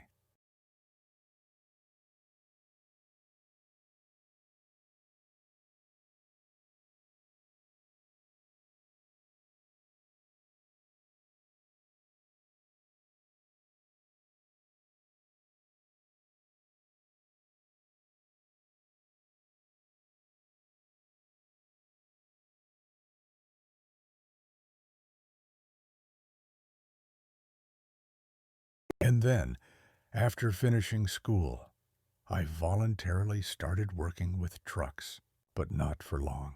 That business was already dying out then. But the era of truckers, yes, it was a golden time, but a scary one. They would jump at me on the doorstep, and tough guys would approach at the gas station and ask questions. There was all sorts of things going on. I even paid a couple of times so they wouldn't touch me. Paid. And why wouldn't I? It was an easy time. You could say it was all at its peak. Money was being made easily, but lives were also flying away. There was only one road, and only one group worked on it. And the beasts there were terrifying. Those who didn't pay couldn't even rejoice that they passed by peacefully. And those who were unlucky didn't tell anyone about it. They dealt harshly with people, took away the car, cargo, and left you to rest in prison. And everyone said it was easier to pay than to shake. And there was a lot to pay. I remember I gave away a third of my income, gave away and passed by without any adventures. I saw them, fierce faces peeking out of those tough cars at you. And you drive on, knowing they won't touch you. Of course, they later went after them, and then because of us. Before, money was flowing, but now, there are apartments, there are cars, everything seems fine. But the call of the road is still there, beckoning. Sometimes you sit in the cabin, overwhelmed by insane rage or frustration, feeling miserable, wanting to sleep, and having no appetite. Or you're changing tires in the freezing cold, cursing everything, and thinking, I won't do this for the rest of my life. I'll stay home and hear the road calling. But I don't know how to do anything else. I've spent my whole life on the road, and that's where I'll die. Life is the most terrifying and harsh teacher. I've learned one lesson well. Never say never. I've sworn off things countless times, only to find myself back there again. Life has a way of turning everything upside down, making you go against your own convictions. The words on the road are a scary thing, especially the words spoken in difficult times. Let me tell you a story, not mine, but I'll tell it as if it were my own. Once I knew a sailor of the asphalt seas. It was a winter night in the early 2000s on the desolate roads of the Ural Mountains. Your car stalls, the engine barely breathing, diesel frozen in the tank. Wolves howl nearby, attracted by your headlights. And there you are, alone, with limited choices. Burn the car with the cargo and hope the wolves don't get to you, or try to start the car somehow. But how can you start it when your own breath freezes? What should I do? I mutter, seeing my breath turn into vapor. The cabin cools rapidly, with no one on the road in sight, and the blizzard intensifying outside. It's a desperate situation. Without knowing why, I open the door just to grab the fuel tank. I'll try to burn it, and then, opening the door, and there they are. Wolves. It was like something out of a horror movie. The wind was howling, the snow was swirling, and I was trapped in my truck, surrounded by a pack of wolves. I couldn't see them, but I could hear their menacing growls and snarls just beyond the darkness. My truck was like a frozen tomb, the cold creeping in with every passing second, threatening to claim me. It was a battle for survival. Death by freezing, or death by being torn apart by those savage beasts. Desperation set in as I frantically searched for a way to stay alive. I opened a window just a crack, risking the icy blast of air for a slight bit of ventilation. I lit a fire in a skillet, burning scraps of paper to generate some semblance of warmth. But the real enemy was the cold, seeping into my bones and clouding my vision. As time passed, my situation grew more dire. The cold was relentless, my truck becoming colder than a freezer. I threw everything I could find into the fire, hoping against hope for a miracle. The wolves circled outside, their eerie howls blending with the howling wind. In a moment of desperation, I pleaded with my truck to start, whispering words of hope and desperation. And then, against all odds, the engine roared to life. It was a miracle, a sign that maybe, just maybe, I would survive this night. With trembling hands, I eased the truck back onto the icy road, each mile bringing me closer to safety. And as I drove away from that cursed place, a wave of gratitude washed over me. I had faced death and lived to tell the tale, thanks to a truck that had never let me down before. As I recounted the harrowing experience to my friends, I couldn't help but wonder, what if my truck hadn't started that night? The thought sent shivers down my spine, a reminder of how fragile life can be.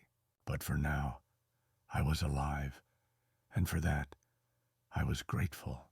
He decided to sell her, and then the mystique came into play. He wanted to sell her after buying a new one. His old truck, while good, had seen better days. It had covered so many miles, and it was time to retire. It lacked modern conveniences, unlike the new, powerful, and stylish foreign pickup he had his eye on. Finally, purchase day arrived. Lenny's face lit up with joy. His whole family was ecstatic. His wife, even the dog, seemed to be grinning like they had just been gifted a new toy. They arrived, parked the new pickup next to the old one, and began to clean it. Lenny invited friends and neighbors to admire the beauty of the new beast, proud of his purchase. But that night, tragedy struck. They found Lenny in his old truck, frozen solid, as if caught in a blizzard straight out of the North Pole. He was still clutching the steering wheel. In the morning, they struggled to pry him away from the truck. Some men said the truck had been jealous and punished him for his betrayal. It took him to where it had found him. But that's not true, is it? Why did I get so nervous? Why is it not true? It's all true. The road is a different world. Everyone sees it, but few truly understand it. When you curse, plead, and swear on the road, be careful. It remembers. It remembers everything. And when you go back on your words, it won't hesitate to remind you. And you know, there's something almost sacred about it. Sometimes you drive, and it refuses to move, and you're like, come on, just make it through these last 3 to 5 miles. We'll rest after. And you know what? Yeah, a truck has no soul, but I'm sure it can hear you. And it's like it starts running smoother, and you can feel it trying, and you start rooting for it, praising it as you drive. That's just how it is. It comes with age. Now you might think it's some crazy nonsense, but believe me, with time, after years of hard work, you'll start to see that a truck is a living being in its own right. You stop cursing it, start praising it, and treat it not as hunk of metal, but as a living organism. Look at mine. It's old, yes, but everything's been taken care of. Everything's customized perfectly for me. I have more faith in this truck than any fancy new foreign model. And you know what else? Sometimes it's not just us choosing the truck, but the truck choosing its driver. How about that? I've heard stories from folks who've driven their own truck. It runs smoothly, obeys the wheel. Nothing breaks down. It just works perfectly. But when they sell it or buy from someone else, it acts up like the devil breaking down in the parking lot. It's like it's resisting, not recognizing the new owner. On paper, everything may look fine, but a truck is a truck. That's why people try to avoid buying vehicles that someone passed away in. It's not about a dead body in the cabin. It's about the truck possibly taking the life of the driver. You probably have heard of cursed cars and motorcycles. Drivers perish, but the machinery remains intact. Well, I heard from bikers that they call them crosses. Yeah, it means the vehicle shows character and longs for its former owner. And the true owner is the one who has ridden it the longest and the earliest. That's the real owner. As we continued on in silence for a while, I stared at the road. The landscape outside the window hadn't changed much, but the rain had intensified, adding a light mist. We slowed down even further, moving at an extremely slow pace. Other cars were few and far between. Did anything mystical happen with you? Well, yes, a few times with me, but one was the most vivid. Tell me. Well, listen up. It was a long time ago, back when I was delivering groceries from my truck, and I was cursed. Don't look at me like that.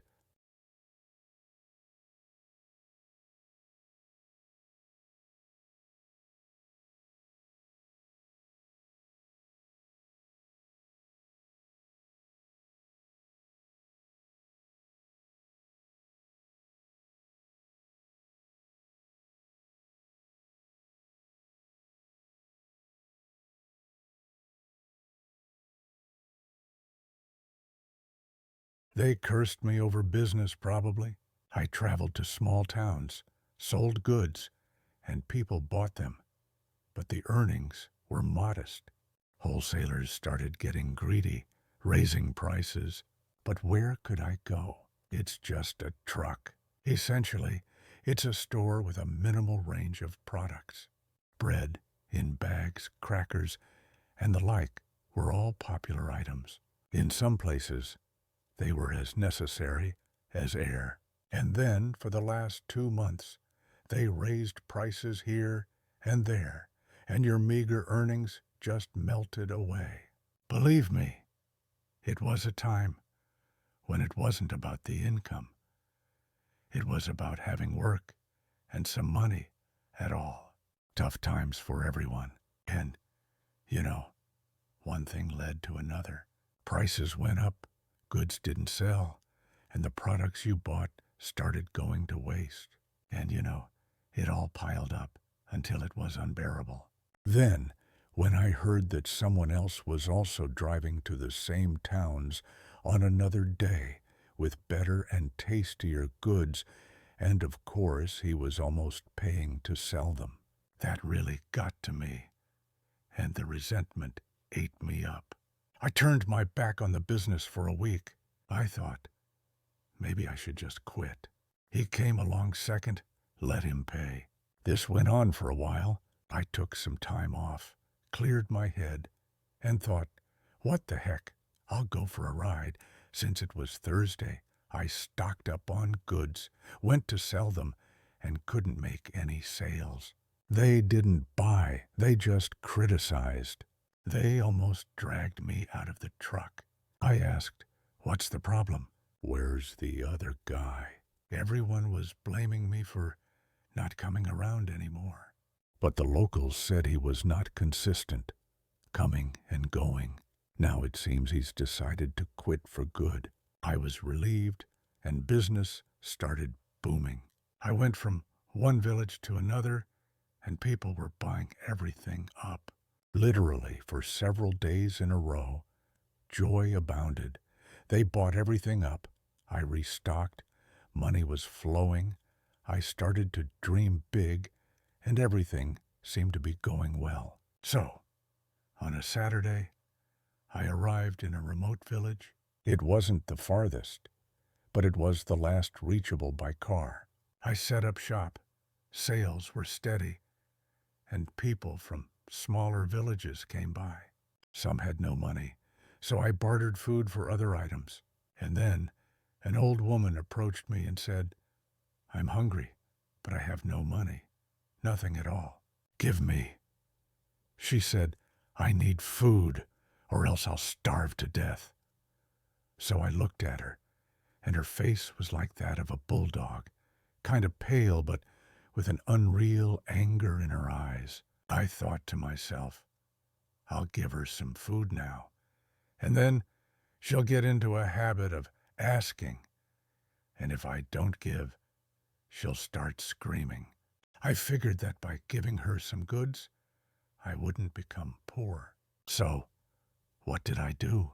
I gathered some simple food for her, matches, a bit of sugar, salt, pepper, bread, a couple of loaves, some basic canned goods, and candies. I understand that she has nothing to eat, but times are tough for everyone now. However, everyone seems to be managing somehow. Let the locals give her some help. There must be some assistance available. As I handed her the basic supplies, she looked at me and said, That's not enough. It's like you're tearing it from your heart. I am, I replied. Do I have to feed you, old lady? Why won't the locals help you if things are so bad? She didn't say anything to me in response, but her anger was clear. I thought she might have a stroke. As she left, she said something loud, but I couldn't make it out. I heard what she said, but couldn't understand. Later on, a man approached me and said, You warmed up a snake, and a snake will only give you venom. You shouldn't have given her a piece of bread.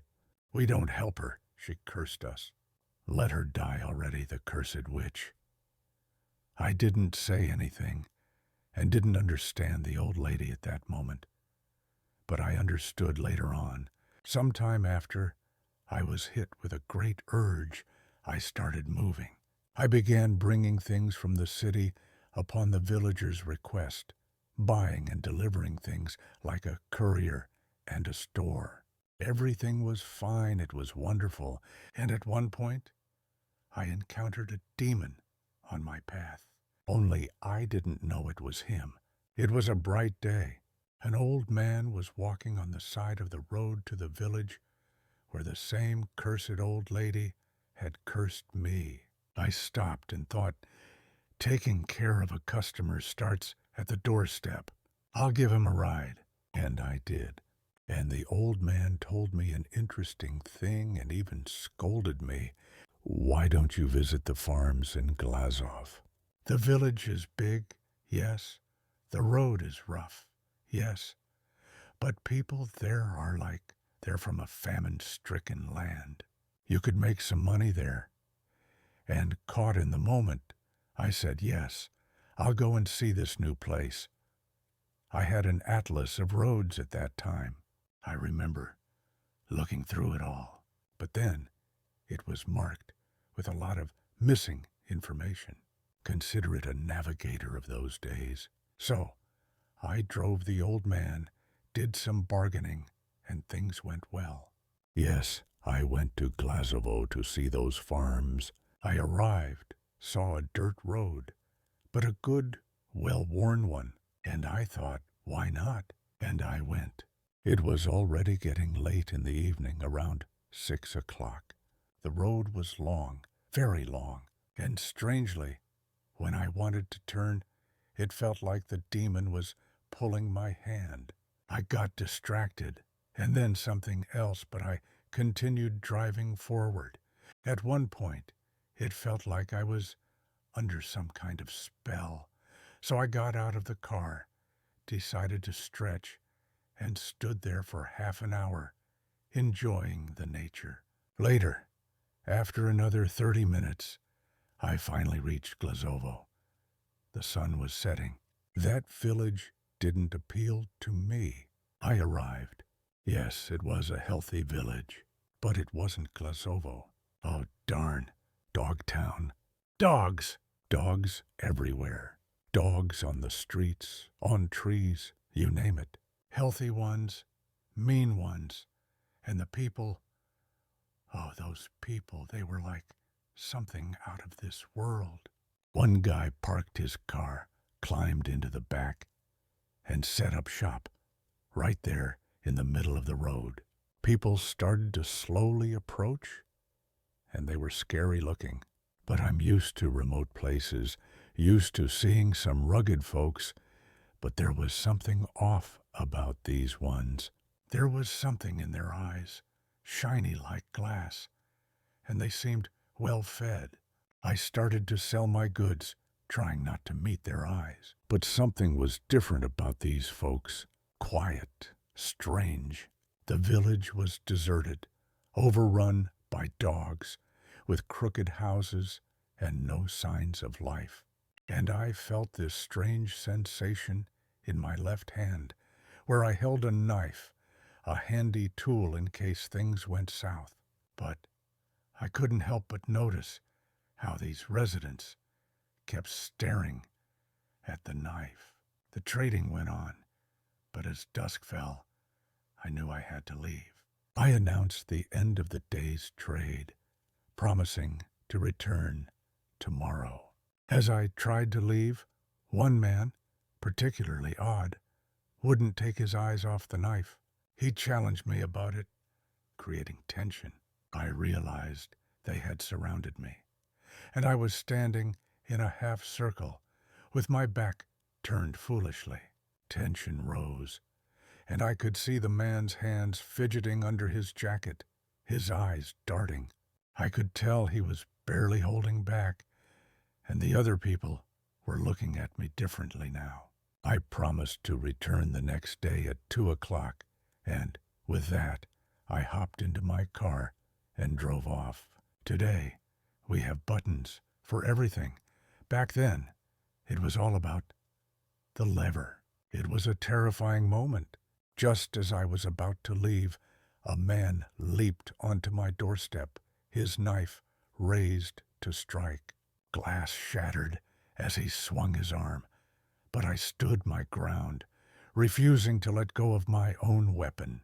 I clenched it tightly, ready to retaliate, but he managed to escape. As I drove away, I saw a dog carrying a mangled head by its hair, chewed up beyond recognition. These people were cannibals, and that's why I had never seen or heard about them before. No one had warned me to stay away. Despite asking locals about the area, I was clueless. As I pondered, my mind spun with thoughts of revenge. I vowed to return to that man and teach him a lesson, to send him scurrying back to Punt Town for a couple of months. I stormed back into town, only to find chaos. A crowd gathered around one house, nailing windows shut. I approached them and explained that an elderly man from their village had misled me, but one of them crossed himself and uttered, "That wasn't an old man. That was the witch's demon. He often transformed into different beings, causing fear and confusion. They awaited the witch's demise, too scared to harm her themselves. But now that she was dead, they planned to seal her in the house and let her rot."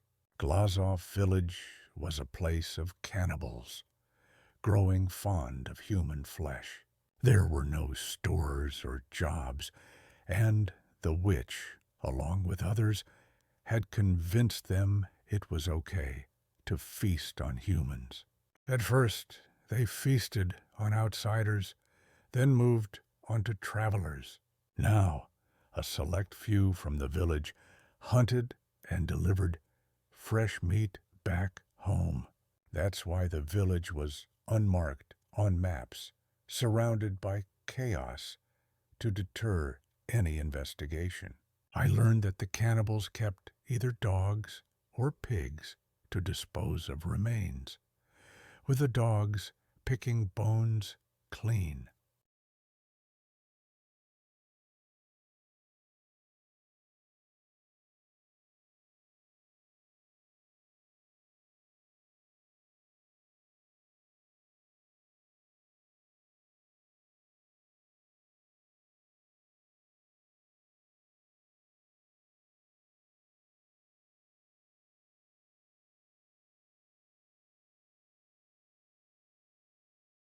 Locals were off limits.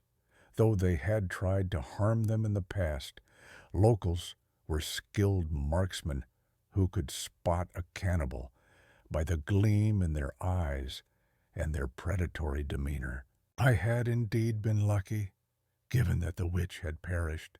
I shuddered to think what her demon would have done to me. And as I sat there, memories flooding back, I pondered how foolish I had been to venture into that nightmare. It was a long journey through fields and dirt roads, nearing nightfall. It took a special kind of fool to end up there alone. Oh, look, a man is approaching, his frantic gestures signaling for a ride. And wait, there's movement in the woods behind him. I turned to see the glint of eyes, wild animals lurking in the darkness. Without hesitation, I reached for the crowbar under my seat, ready to defend myself. In the rearview mirror, I caught sight of the man chasing us, accompanied by pairs of glowing eyes in the forest, shadows closing in. Fear gripped my throat as I realized the danger I faced. The air became dry, and my chest tightened. It felt like an iron grip was squeezing my heart. Who could this be? I whispered, watching the supernatural presence, the monarch, luring, enticing, call it what you may. That's why I never stopped to pick up strangers. Or rather, no one stops, and that's probably for the best. Who are these monarchs And who was running through the woods on the side? There are cabins in the deep woods of remote villages or homes. More often homes. A home stands amidst nothing and for no one, with no sleeves attached. A hidden, inconspicuous house, usually by the road. In this house lives one person, or rather, you only see one. He's a truly living person, just an ordinary one. But I wouldn't call them people. They are monarchs. They come out at night on the road, pretending to be anyone. But their goal remains the same: to get into your cabin or hitch a ride with you. Over time, certain stretches of road become so infamous that people stop picking up and just drive past, even if hitting someone is the only way. Bloodthirsty fame does its work. Legends of ghastly hitchhikers who, if picked up, leave only your car behind, with everyone inside vanishing. All this makes people drive past.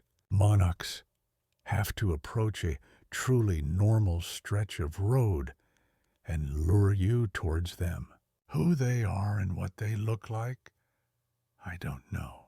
No one knows, and those who have seen them rarely live to tell the tale. But they are tall and move on all fours. These are the ones Monarch works for. He lures others to them. They say that Monarch is a person they spared, didn't kill, but did something to him that prevents him from telling you the truth. He simply can't do it and can't run far from them, or else he'd die. So he's forced to stay silent and lure people to them. They say it's often mushroom pickers who get lured, claiming to be lost, and you give them a ride to your demise. They say it's easy to identify a monarch, but few know about it. They are polite and generous. Monarch doesn't pretend to be a distressed person. He's lively, cheerful, chatty, and can give you money, even $30,000 for a kilometer. Just give him a ride. Just take that turn. Voila. And in the morning, you'll be reported missing, and your car will be left wide open. Sometimes his protectors may attack without his involvement, but that's rare. What if you kill him? If he dies, he's just a regular person, or rather, extraordinary. They did something to him. And the cabin? What's with the cabin? They live there, eat, and stoke the fire. It's unclear for whom, for the monarch or for them. They also devour them themselves. As frequent travelers, remember that this mushroom picker is evil.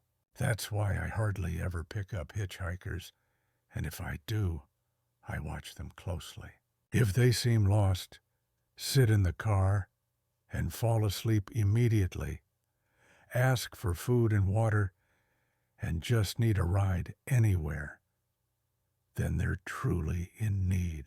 But if they're lost and can't stop talking, asking for more. Fear those hitchhikers, said Sergei, and we drove onto the lit road, and I continued to drive tightly. I clenched my toolbox, pondering over the heaviness of my work. As I walked through the door, I was in high spirits, despite being exhausted, drenched, and even starting to smell. But hey, it was Friday and payday to boot. Whew, things were heating up, I tell you. I wasn't even sure if it was legal to hand out salaries before the weekend. Kicking off my shoes in the hallway, I settled down on the luxurious shoe bench I had acquired in better days, eagerly counting my hard-earned cash. That's a lot of money, but it's mine, I joked to myself. Life's all routine and daily grind. At least we have something to drink.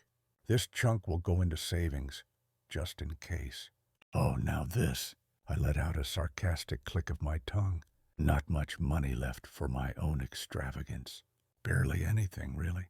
Well, Guess I won't be having much fun, it seems. But hey, how much do I really need? I thought, holding 15,000 in my hands. I didn't have any bad habits. Overall, I wasn't seen partying, hitting the bars, or chasing after girls. If you think about it, these 15,000 were unnecessary, best kept for emergencies. Yet, I found it daunting that I couldn't afford anything extra. There was a time when I could spend 15 grand by noon, but now it lasted me a whole month. Oh well, that was then. Now I'm just an ordinary worker at the store. No need to balance on the edge of a knife. No more dodging calls and nervously picking up the phone. I owed nothing to anyone. I was done. If somebody wanted to mess with me, they would have done it already. So, it was time to forget about that old life and focus on the present. Especially since Yuri, one of my few acquaintances I could almost call a friend, was about to arrive. More like a very old comrade with whom I had been socializing for ages, occasionally visiting each other. Interestingly, Yuri was an extremely unpleasant character, kind of repulsive, quite hideous with that goatish smirk of his. Yet he somehow imposed himself, and for some reason felt the urge to share everything. Maybe I was trying to earn some respect in his eyes or something else, I don't know. His personality was ambiguous, to say the least, murky.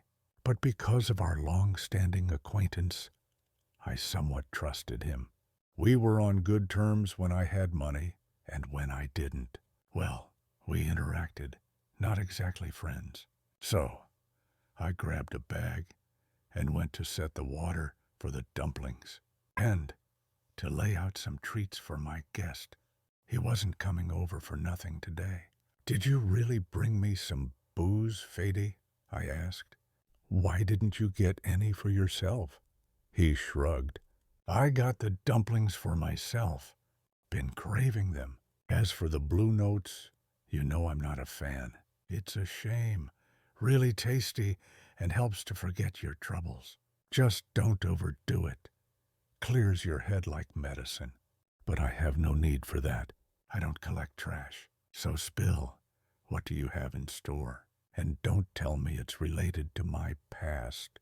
He paused, looked at me seriously, poured a glass full to the brim, and with 3 hearty, the words caught in his throat as he said, Absolutely not. Why? Can't you even hear a refusal? Because I already have heavy memories. And what happened? Has it passed? Forget that you'll be afraid of cars for the rest of your life now. I'm not scared of them. I just don't want to remember it. Leave your businesses to yourself. I'm here to talk business with you, in the sense of work. Spin a wheel, raise some cash, and your business, that's your business.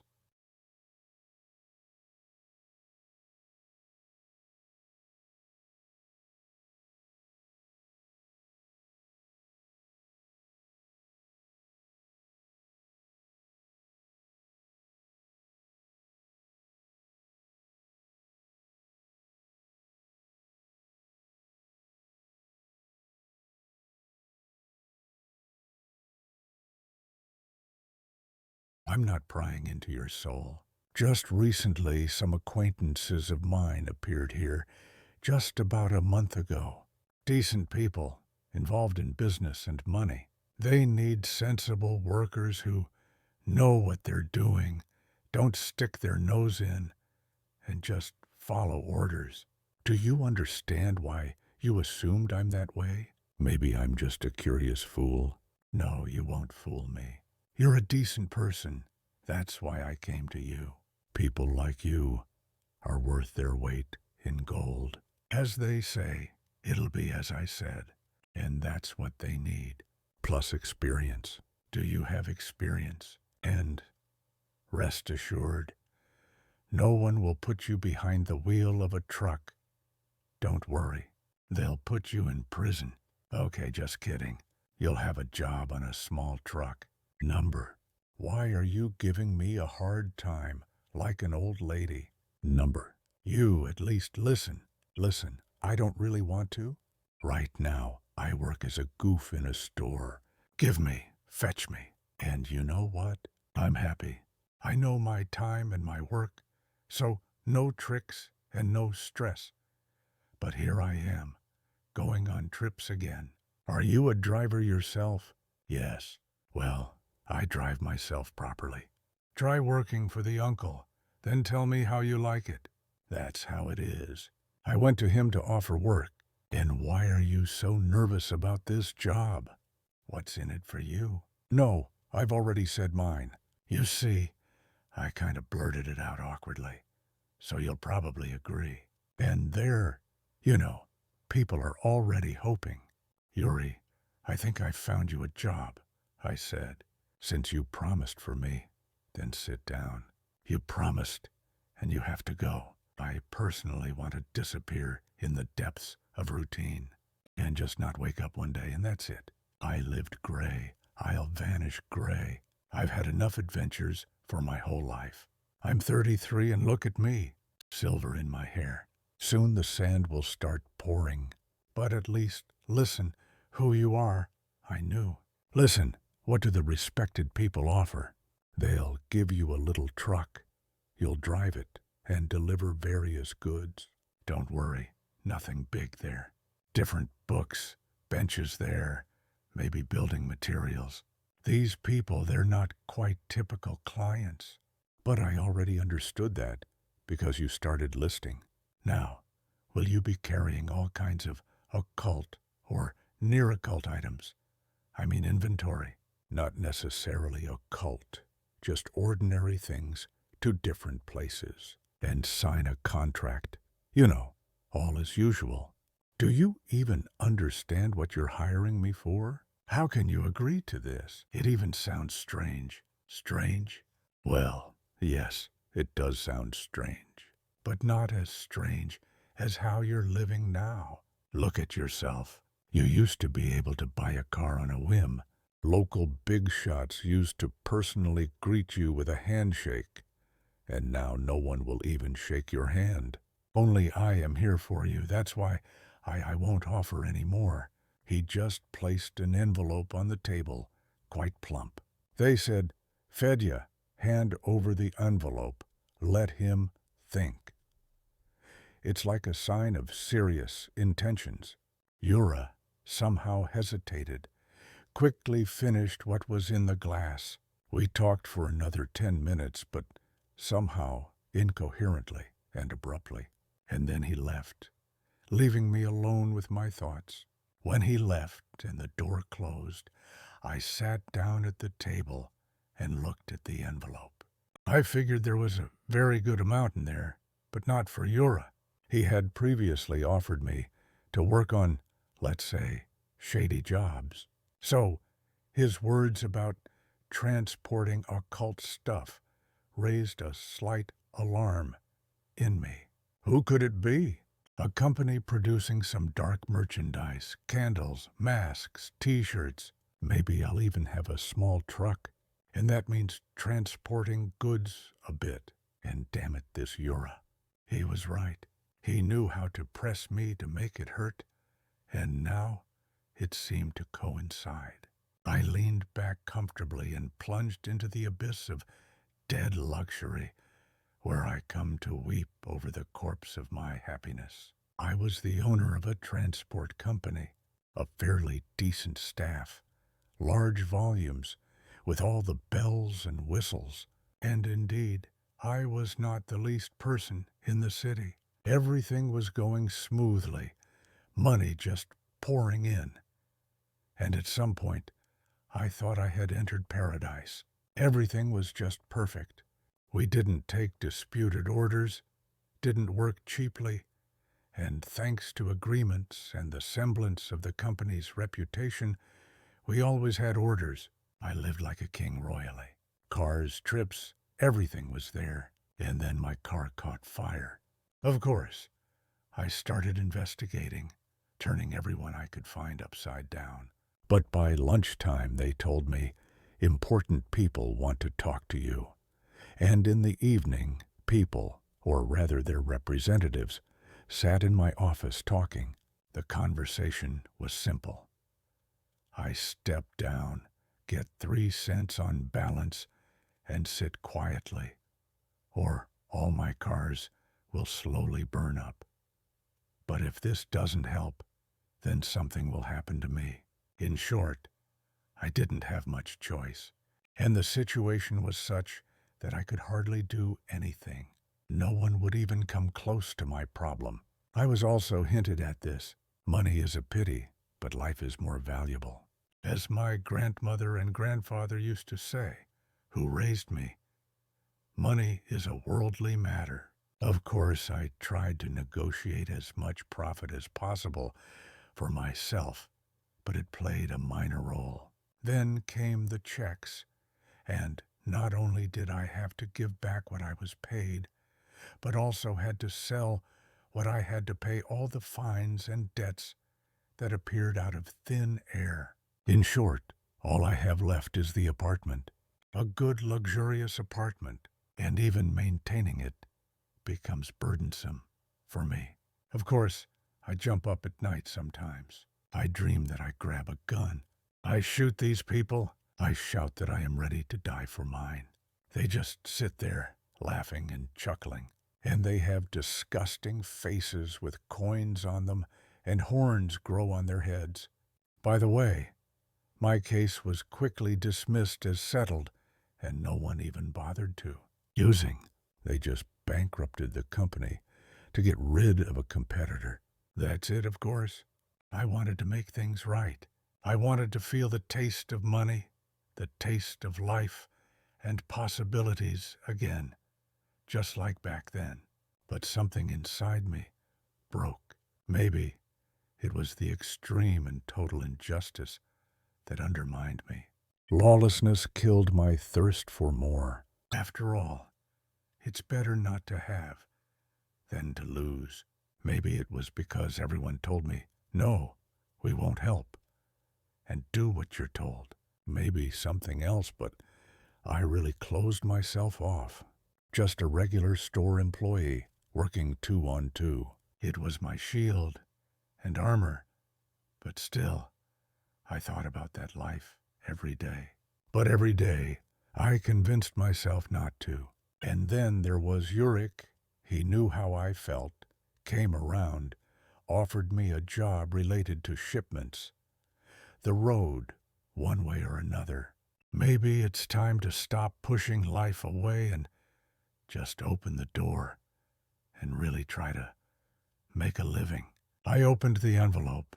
There was a little bit of money, but it felt good. 10,500 rubles and a phone number. Well now.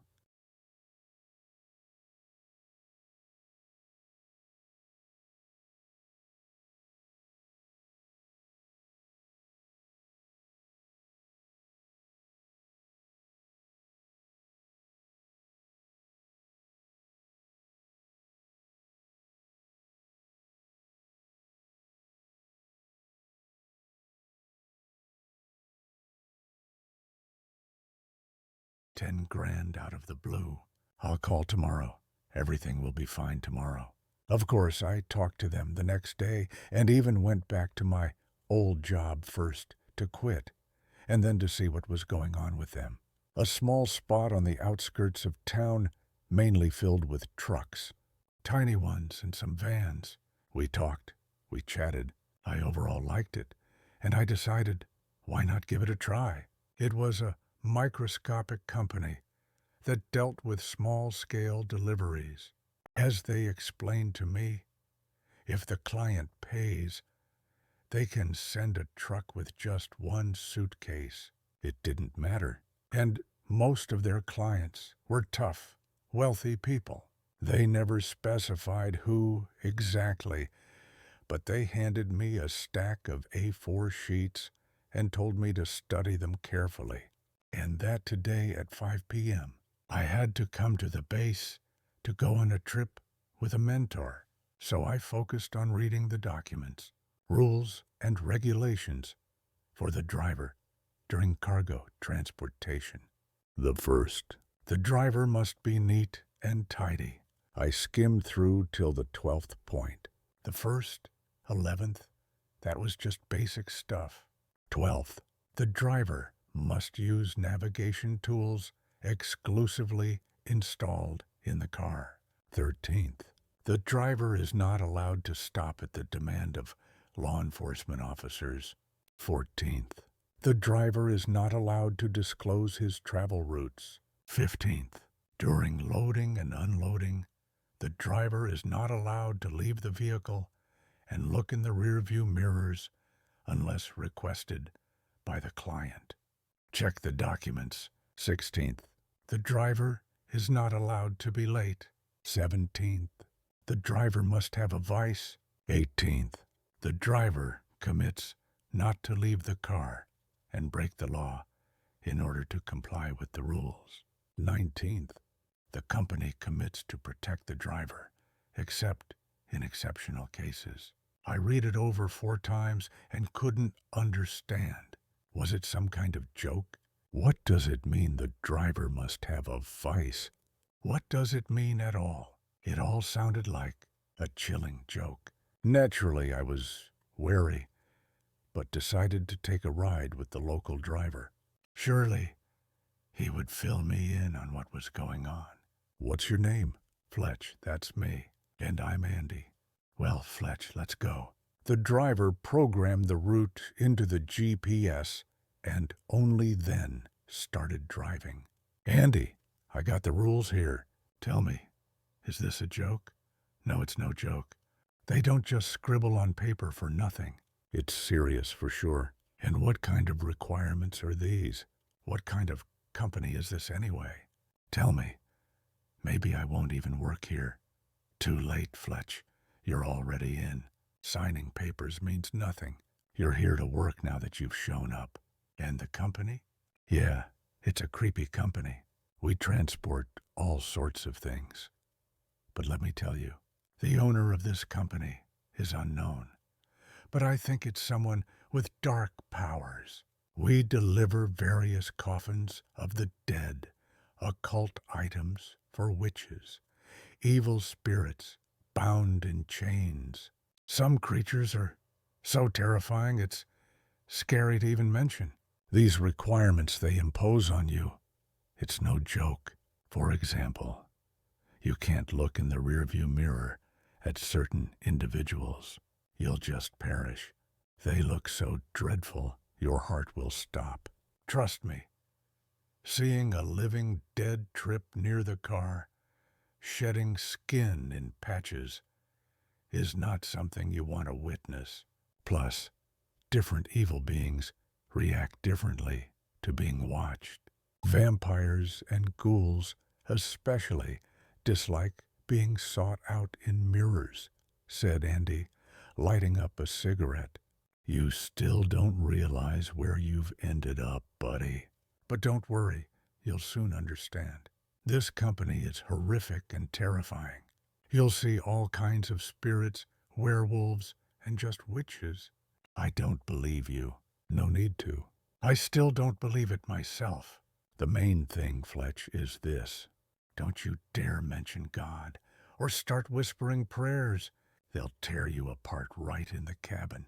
I personally always feel like I'm off to unload a circus each time I drive.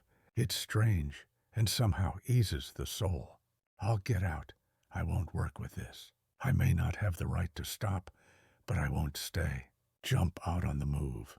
I pulled the door, but it didn't open, and the driver didn't lock it either. When you sign up to serve the dark forces, don't expect it to be easy. You won't get out of this car. It has already accepted you into service. But I believe in God. I've lived right. Everything according to conscience. It's bad, because the driver must have sinned. Why? Well, how so? Sin is a marker of intent. If you're a killer, like me, then the dark forces see in you one of their own. And if you're righteous, like you, then they see an enemy. They may attack, but don't worry. I can teach you how to sin. It's simple. After the ride, want to go to a place? Choose a sin to your liking. No, I think I'll pass. I've lived right, and I want to continue doing so. Suit yourself, but don't rush to quit your job. Personally, I'm happy to work here. What's to be happy about having the devil as your boss? Maybe so, but he's fair and provides truly excellent conditions. I could joke about a full benefits package, but that's nonsense. Money and what you'll see, you won't. You can't tell anyone about this, but you will see places where the living have never been and likely never will be. Remember, we can't use other navigators. Besides, he nodded towards the navigator on the dashboard. And what's so special about them? Why don't you open yours and see where we are? I opened my phone, maps, and it couldn't locate my position.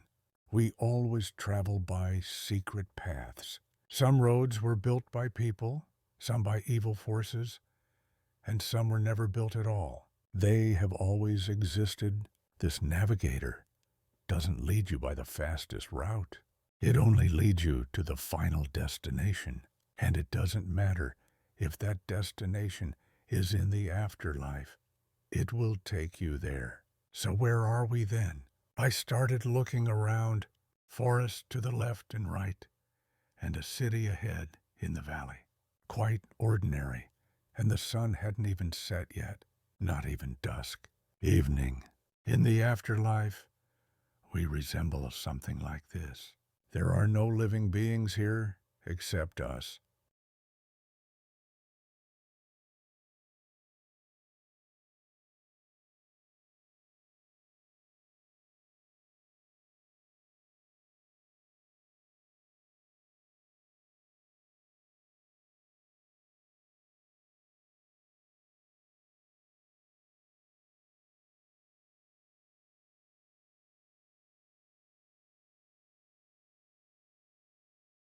And this little Japanese truck is special. It has the right of way everywhere for deliveries, and it warns the surroundings not to harm the living souls in the cabin. That's why the rules say not to exit the vehicle except for loading and unloading. But what will happen if I do get out? Good question. I've heard of those who did. They say when you step out and blink, you lose sight of the car. You simply won't see it. Once again, it is protected by signs and conceals us. And you yourself become part of the world you step into. And later, you'll be devoured by some entity or something like that. Because in this realm, such phenomena as curses, hexes, and the rise of the dead are no joke. Oh, I'll tell you, every world is unique. Some places were inhabited, some never were. In this world we're traveling through, people lived. Their world was similar to ours, but something went wrong here. I visit here quite often. It's a peaceful world, mainly. 99% of the time, I don't see anyone. What could have happened here? Occult knowledge. In this world, they decided it wasn't worth keeping UFO information, magical and occult knowledge, and secrets hidden. The information became available, and it led to a catastrophe. These worlds aren't just similar. They were, let's say, copies of ours at some point. There are cities that exist both here and in our world, like Krasnoyarsk, but there are also those that never existed. In any case, this world is complex, different. It's a part of a larger horror and nightmare that is happening everywhere, and we, like pitiful ants, don't even realize it, he said. As we approached the city, it looked like any other major city. High-rise buildings, rusty car skeletons, bones, broken windows.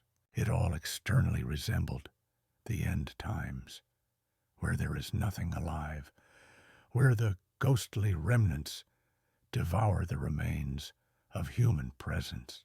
And now listen to how the dead city sings. Andriusha eased off the gas and cracked open the window. Wind, it's the only one strolling through this city, the last inhabitant. Well, okay, we can't stop. We have to keep going. Although, I'll admit, honestly, sometimes as I pass by such places I want to. As we stopped, I looked around and couldn't help but feel something inexplicable. There was a sense of life here, amidst the emptiness and dangers. Since we're here almost, that means there must be some activities going on, said Andy, as we drove down the deserted roads. The landscape was eerily oppressive, a city standing seemingly whole, yet empty. It made me reflect on how long it had been like this, and how much longer it would stand. I don't regret working here, Fetty, Andy continued. Sure, it can be scary, even terrifying at times. The stress might bring gray hairs sooner than expected, but a person can get used to anything. Just think about it. Have you ever seen anything like this before? For that reason alone, I think it's worth sticking around and exploring this place, I whispered, captivated by the enchanting beauty of the dead landscape that glowed faintly. After a 10-minute drive, we arrived at a base and pulled up to the loading dock at the 11th gate. Let's go. Just remember, don't speak, Andy cautioned. This time the rules are different. We're here to assist with the cargo, but here's the catch. Don't talk to them and just act natural. Help them load the cargo and that's it. And brace yourself for a strong stench. We stepped out into the twilight as the 11th gate slowly rose, revealing the contents of the warehouse. A branch of chaos. Boxes, forklifts, coffins, slabs, granite, people, creatures in cages, and who knows what else. Andy handed some documents to a four-eyed man who inspected them carefully and gestured to someone while grunting something. He began opening the loading truck as a steel coffin in chains was brought to the gate, the chains hanging thick and heavy. What was worse, someone was knocking inside. Our help was not needed, as the workers managed to load it onto the truck from the forklift. And when they did, they threw in some device that hissed and sped off. Andy closed the truck, grabbed the documents, and we headed back to the cabin. How was it? He asked. What was that all about? Why do you ask questions we're not supposed to know the answers to? I don't know. Just another creepy Honestly, I don't want to work for this company. I'm even scared to think about what they're loading here. No, you're wrong. You can't imagine what they're loading here. Even I am surprised every time, my mentor said as we drove back. We rode in silence at first, but then I couldn't stop talking. I told Andy about my past life, how I became a driver, how my company was taken over, how I ended up as a loader, and so on. Andy just nodded silently, occasionally asking a question. Before we knew it, we had arrived back at our world and our base, where my boss was waiting for me. How was the trip? Did you enjoy it? He asked slyly. I was impressed. Yes, this is what we have here. We'll see you at work tomorrow. There's a lot to be done. Be here by 5 o'clock in the evening. You've seen it all. You understand it all. So don't be late, he said before walking away. Now, are you coming with me to indulge in the bright moments of your soul and engage in sinning? Andy asked. Why, I know a couple of places like that. No thanks. I think I'll head home, I said. Shaking hands, he headed towards his car, parked outside the territory. You're making a mistake. They will punish you, a quiet voice said behind him. But when he turned around, there was no one there. The night at home was a nightmare. I came in completely drained. My head was fuzzy, as if in a fog. The phone wouldn't stop ringing. Yuri kept calling for some reason. I decided I was too tired, that was it. Later, after washing up, having dinner, turning on the TV for background noise, I collapsed onto the bed, drifting in and out of sleep. I lay there, staring at the TV, when I heard footsteps. Someone was walking from the other room, their shoes clacking on the granite floor. The steps were steady, calm, getting closer and closer. And there I was, lying on the couch, listening in horror to whoever was walking around my apartment in the middle of the night. And then the footsteps approached, and my heart skipped a beat.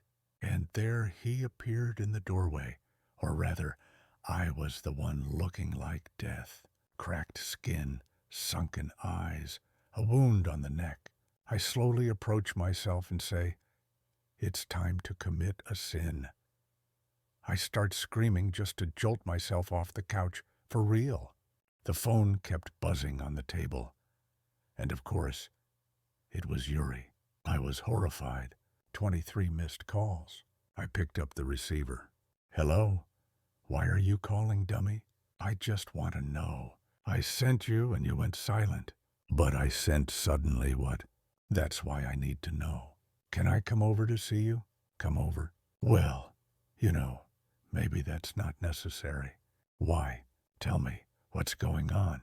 Yuri, it's late at night. I want to sleep. Okay, fine, go to sleep. But it's a day off today.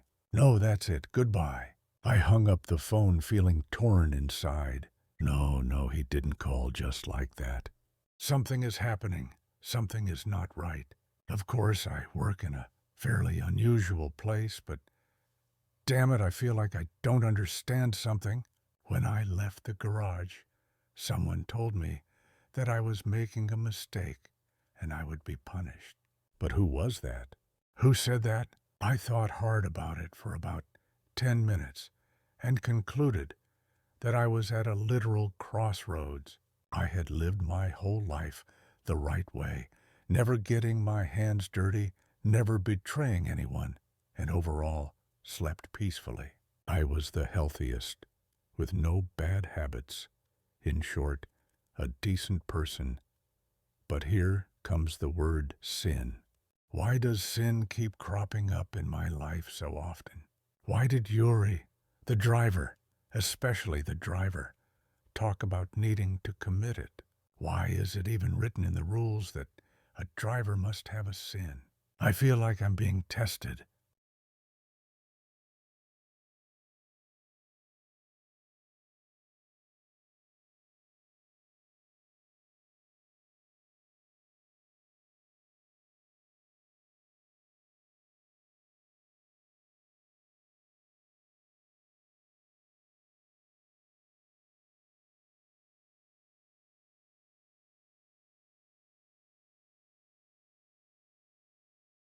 The devil's grip seemed to tighten around me from all sides, whispering, it's time to experience the dark pleasures. But something inside me resisted and pushed back. I was mostly raised by my grandparents. My parents weren't very interested in me. Their lives revolved around the bottle, and I was just in the way. So, being raised by older people, of course, made me slightly more religious than the average person. My grandmother always told me that the devil and angel were always with us. Angel on the right, devil on the left. And that's why, when we spit over the left shoulder to ward off evil, we spit on the devil, directly into his evil eyes. To ward off evil in this context means to not jinx oneself. So that's why we spat on the devil. In order to see his plan through, Grandpa always told me, live honestly and you won't have happiness, but you won't have sorrow either. I lived honestly and, well, credit to him. He gave me clear guiding points. But really, why be surprised? He had a lifetime of experience behind him, and everything would have been fine if only they hadn't taken over the company, and now this. It was not a dream. It was a vision. It was the devil coming in the form of me. There are many stories about how sometimes demons or angels can come to a person in a state between worlds and tell them something, warn them, or, on the contrary, frighten them. Similar tales about house spirits giving warnings were mostly heard when a person was falling asleep or waking up, when the mind was between two worlds. That's when everything happens. Only once did I hear about a house spirit coming to a person for no reason. But it ended tragically. The house spirit strangled him. And here, yes, the devil came, making threats. The phrase from the driver that the service for the devil is never easy also made me uneasy. I slowly began to realize that it all seemed to be a mistake. I shouldn't have gone there. I shouldn't have given in to emotions in the moment. But at the same time, I understood that Yurka was calling me for a reason, and a voice from nowhere at the bus station. As I left, it somehow felt like I hadn't crossed that line yet. They all seemed to be waiting for something, wanting something. It was as if I hadn't stumbled, but was closer to the edge than ever before, and they would definitely snatch my soul. I decided to pray, although it had been a while. I knew many prayers, but as my grandmother said, prayer is just a form, not an obligation. You can ask for things in your own way, as long as it comes from a pure heart. They will hear you then. So although I knew a lot, I had also forgotten a lot, but I prayed from a pure heart. After that I went to sleep, and I slept soundly and without any dreams. In the morning, I woke up full of vigor. The strange fatigue from yesterday had disappeared, and today was all about energy and positivity. I got ready to go to the store, left the house, and started gathering groceries. The 10 items they gave me were just right. I was planning to buy containers, a thermos, and other small items. After all, as a driver, working in a rather strange place, I needed to stock up on various things. The day went by with the motto of getting myself in order, finding documents and such. Although I wasn't sure if I even needed documents in such an organization. As they told me in our first conversation, experience is the most important thing. Well, I didn't have a lot of experience. Just 6 years of turning the wheel myself. Unfortunately, all the romance faded away like bad air from the cabin in the first 2 weeks. When I faced heavy sleep deprivation, concrete fines, and frayed nerves, that's when the romance evaporated, leaving only gray weekdays. But there was plenty of time until evening and nothing to do.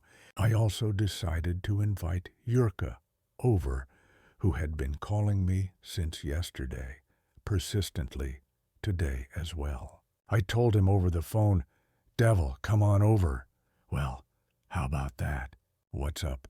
All good. Transporting cargo. And what kind of cargo? Milk, grains. What will they pay? All right.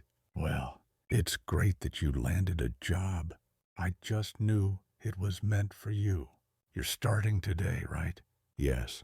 Well, that's wonderful. It's so heartwarming to see your life falling into place. You used to walk around with a dark cloud over your head, but now you're going to make some quick cash and turn things around. Who knows? Maybe you'll even start your own business. No, I won't be opening any more businesses. That's enough. Well, that's still pretty good. Overall, we were sitting, chatting, and I noticed something unusual about Yuri. He didn't argue with me like he usually does.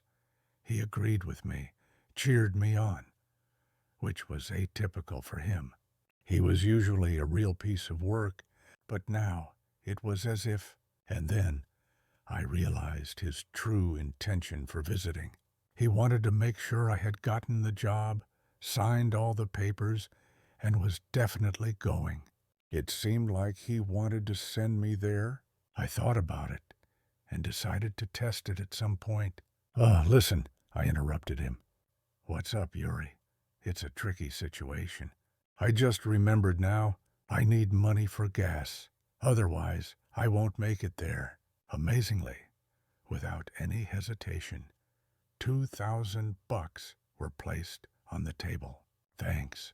When do I need to give it back to you? Forget it.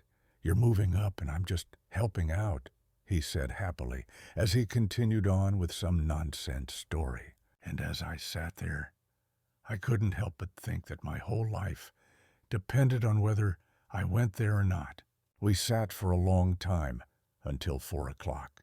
Even then, Yuri kindly asked me to drive him into town, like he was testing me, I thought. But why? Of course, I agreed and dropped him off at the gas station, then went to work, muttering to myself, Lord, help me. I don't know what to do or what's happening. And here comes the X moment. Documents in hand, I drive to some remote cabin in the woods. I have to get out, grab the package, and come back. That's all. But there were many restrictions on these papers. Don't stop, don't get out, and so on. In short, the only time I can get out of the car is when I arrive. And during the rest of the time, I'm not even allowed to use my phone. For some reason, it made me very wary, just like seeing Yuri standing on the street, smiling and watching me as I left. As if I was heading towards my death, I said, continuing on, joking around with this group could cost me dearly, and all I had left was hope. So I kept driving. The navigator showed that I had an hour and a half to reach the final destination, and during that time, I had a lot to think about, because my fate would be decided at that moment. I knew it. 40 minutes later, it was dark. I ventured into some unknown paths, into a dense place. Instead of the summer sun in the sky, there was a huge moon shining, and my path led through the forest. I could no longer endure this nightmare on wheels. I decided to do what I had been fervently warned against. Lord, help me, I said aloud, and something jolted in the car. I even panicked, thinking it had stalled, but I couldn't get out. And there was the strange moonlight, or rather the light. The moonlight was shining, but there was no light brighter than his. The tops of the trees were still somehow illuminated, but the road and everything else were not. The light was somehow wrong, dimmer, but the moon was more massive. The headlights perfectly lit the road. Everything was visible. The road was straight as an arrow, leading uphill. I took the documents and started flipping through them, slowly reading what was allowed and what was not. And at some point, I remembered the oddity at the auto base. Suddenly, this mysterious someone had left their traces here. Flipping through the tablet, I decided, for no apparent reason, to unclip the documents and look at them from the back. After all, My destination was getting closer. On the penultimate page, I saw a barely visible inscription made with a pencil so faint it was almost invisible.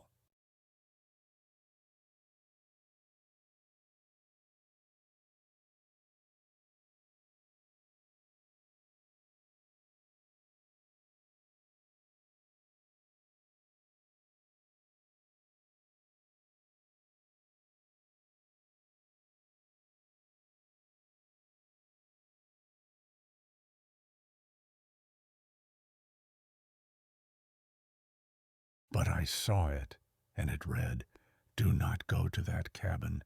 They will sacrifice you there. Stop the car. Run into the woods.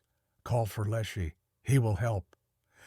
Breaking all the rules, I stopped the car, turned off the engine, opened the door, and heard drums, cries, shouts in the distance, and a firework shot up into the sky. I was so close. I threw the keys into the car and ran into the forest, noting the abnormality of this place. The air was different here, heavy and saturated. The smell of pine was strong, and the forest itself was a collection of horrors and nightmares, dark, eerie, and dense. Owls hooted overhead, and wolves howled in the distance. I jumped in place, grabbed my phone from my pocket, and saw an unknown number. "Hello?" someone growled on the other end. "Go back to the car. We know you escaped. Return, or we will find you in this forest ourselves." I tossed the phone away. I stood still, trying to think. In this situation, everything was straightforward, except for the slash moment. I only knew of one way for him to appear. That was to chop a tree with a blunt axe. But I didn't have an axe, so the plan was excellent but poor in execution. And now what to do? I didn't know. But at least I knew that getting out of the car wasn't for nothing. And now I know they are following me. From the direction of the cabin, which was my destination, there was silence. No drums, no fireworks, but a wave rolled through the forest, and I began moving slowly in the opposite direction, constantly drumming, hoping for Leshy to come, but Leshy never came. Moving in a forest like this was pure hell. The humidity and cold, heavy air, the headache and footsteps following me. They were far away for now, but I was sure they would find me. So, after 30 minutes of bushwhacking, I realized I was making too much noise and moving slowly. Was it worth hiding? As far as I remembered, the unclean had specific issues with circles. I chose a hiding spot among fallen logs, crawled underneath, drew a circle with a stick, and waited. And I only had to wait a couple of minutes. I sat under the logs and heard growling in the forest. Dogs came running. They ran around in the darkness, growling, only their red eyes indicating their presence. I started breathing quietly as they were nearby. Steps, human steps coming from the left and right, walking silently, no talking, but there were many of them. Sometimes I saw yellow lights, and then suddenly a pack of wolves emerged from the darkness, their eyes gleaming. Eyes were staring at me. "Ah, Lord help me," I whispered, holding my breath.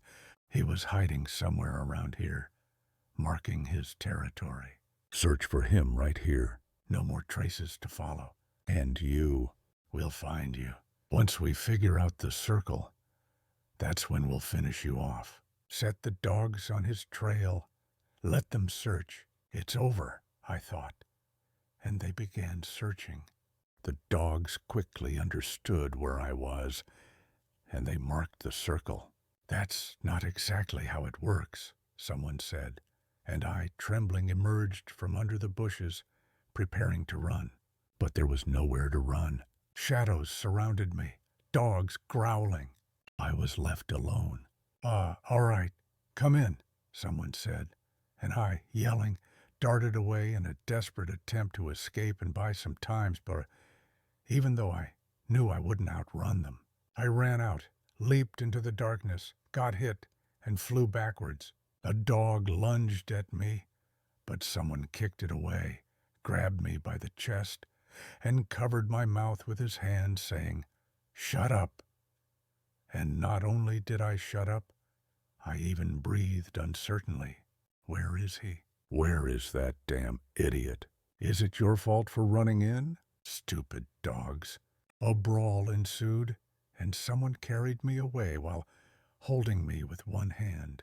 Only about 30 minutes later, they put me down and said, "You can talk now." It was an old man's voice, but I noticed his bright green eyes and his tall stature, standing at around 6.5 feet. "Are you a forest spirit?" "Yes," I was told. "I don't know what you were told. You asked, you were answered. I am the one saving you, because they said to wait for you here, and I am waiting. I don't like the vibe around here. I don't like what's going on. So I am willing to help anyone who stands against them. Will you take me away from here?" "Yes, of course. I was asked to tell you something." "When you leave here, go home. Don't worry. They won't come looking for you. But you'll have something to do. Find the one who invited you to work and kill him. And remember, he's not human, but I'm just passing on the words. And then we'll go together.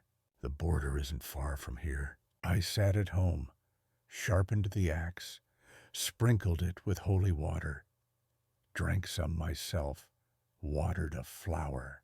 It was only now that I realized that Ura was the cause of all my troubles. I had long suspected that he wasn't who he pretended to be. I planned to visit him and finish what had begun. "Brother, why the axe? Why not reconciliation?" "What?" In a split second before those words, I swung the axe at Ura's collarbone, and he collapsed to the ground, holding his wound, from which a faint smoke emanated. "It's all your fault. Get out." I struck Yurka in the head with the axe, and he fell, and I saw his true face. His skull was nearly split in half, but his contorted lips could still speak. "Damn." "Yes, damn. What can I do? Not all of us are human, brother. Why are you doing this? Let's make a deal." "Why? Why are you doing this?" I said, placing my foot on quite a large, devilish creature. It shrank, not even attempting to resist. "What about you?" "What?" "Essentially, you're blameless, and people like you are valued. I was asked, you see, to escort you. There aren't any humans over there at all. They're all unclean. I wanted to. It just turned out this way." "What about business? What about my business?" "I repent. I also sent them. But we needed you to commit a sin or prove the purity of your soul. He said you needed it, and you didn't make it in time. But don't worry, it's not on you. I'll make it right. You see, I'm one of the oldest in this town. I have connections. I can make things happen. What do you want? Money. Well, I'll give it to you right now." I hopped on one leg and quickly made my way to the cabinet, opening the last shelf. Inside, it was filled with money. "Take it all. There's more here than your business was worth. Take it. It's all yours. Just don't push it." "Oh, I see now. You're serious, man." "Wait. Don't." I did what I promised to Leshy, and the severed head of the evil one rolled on the floor, occasionally making noise as it hit the ground. I kicked the body with my foot, which was already starting to crumble to dust, and, with a second push, I closed the box filled with money, now soaked in blood.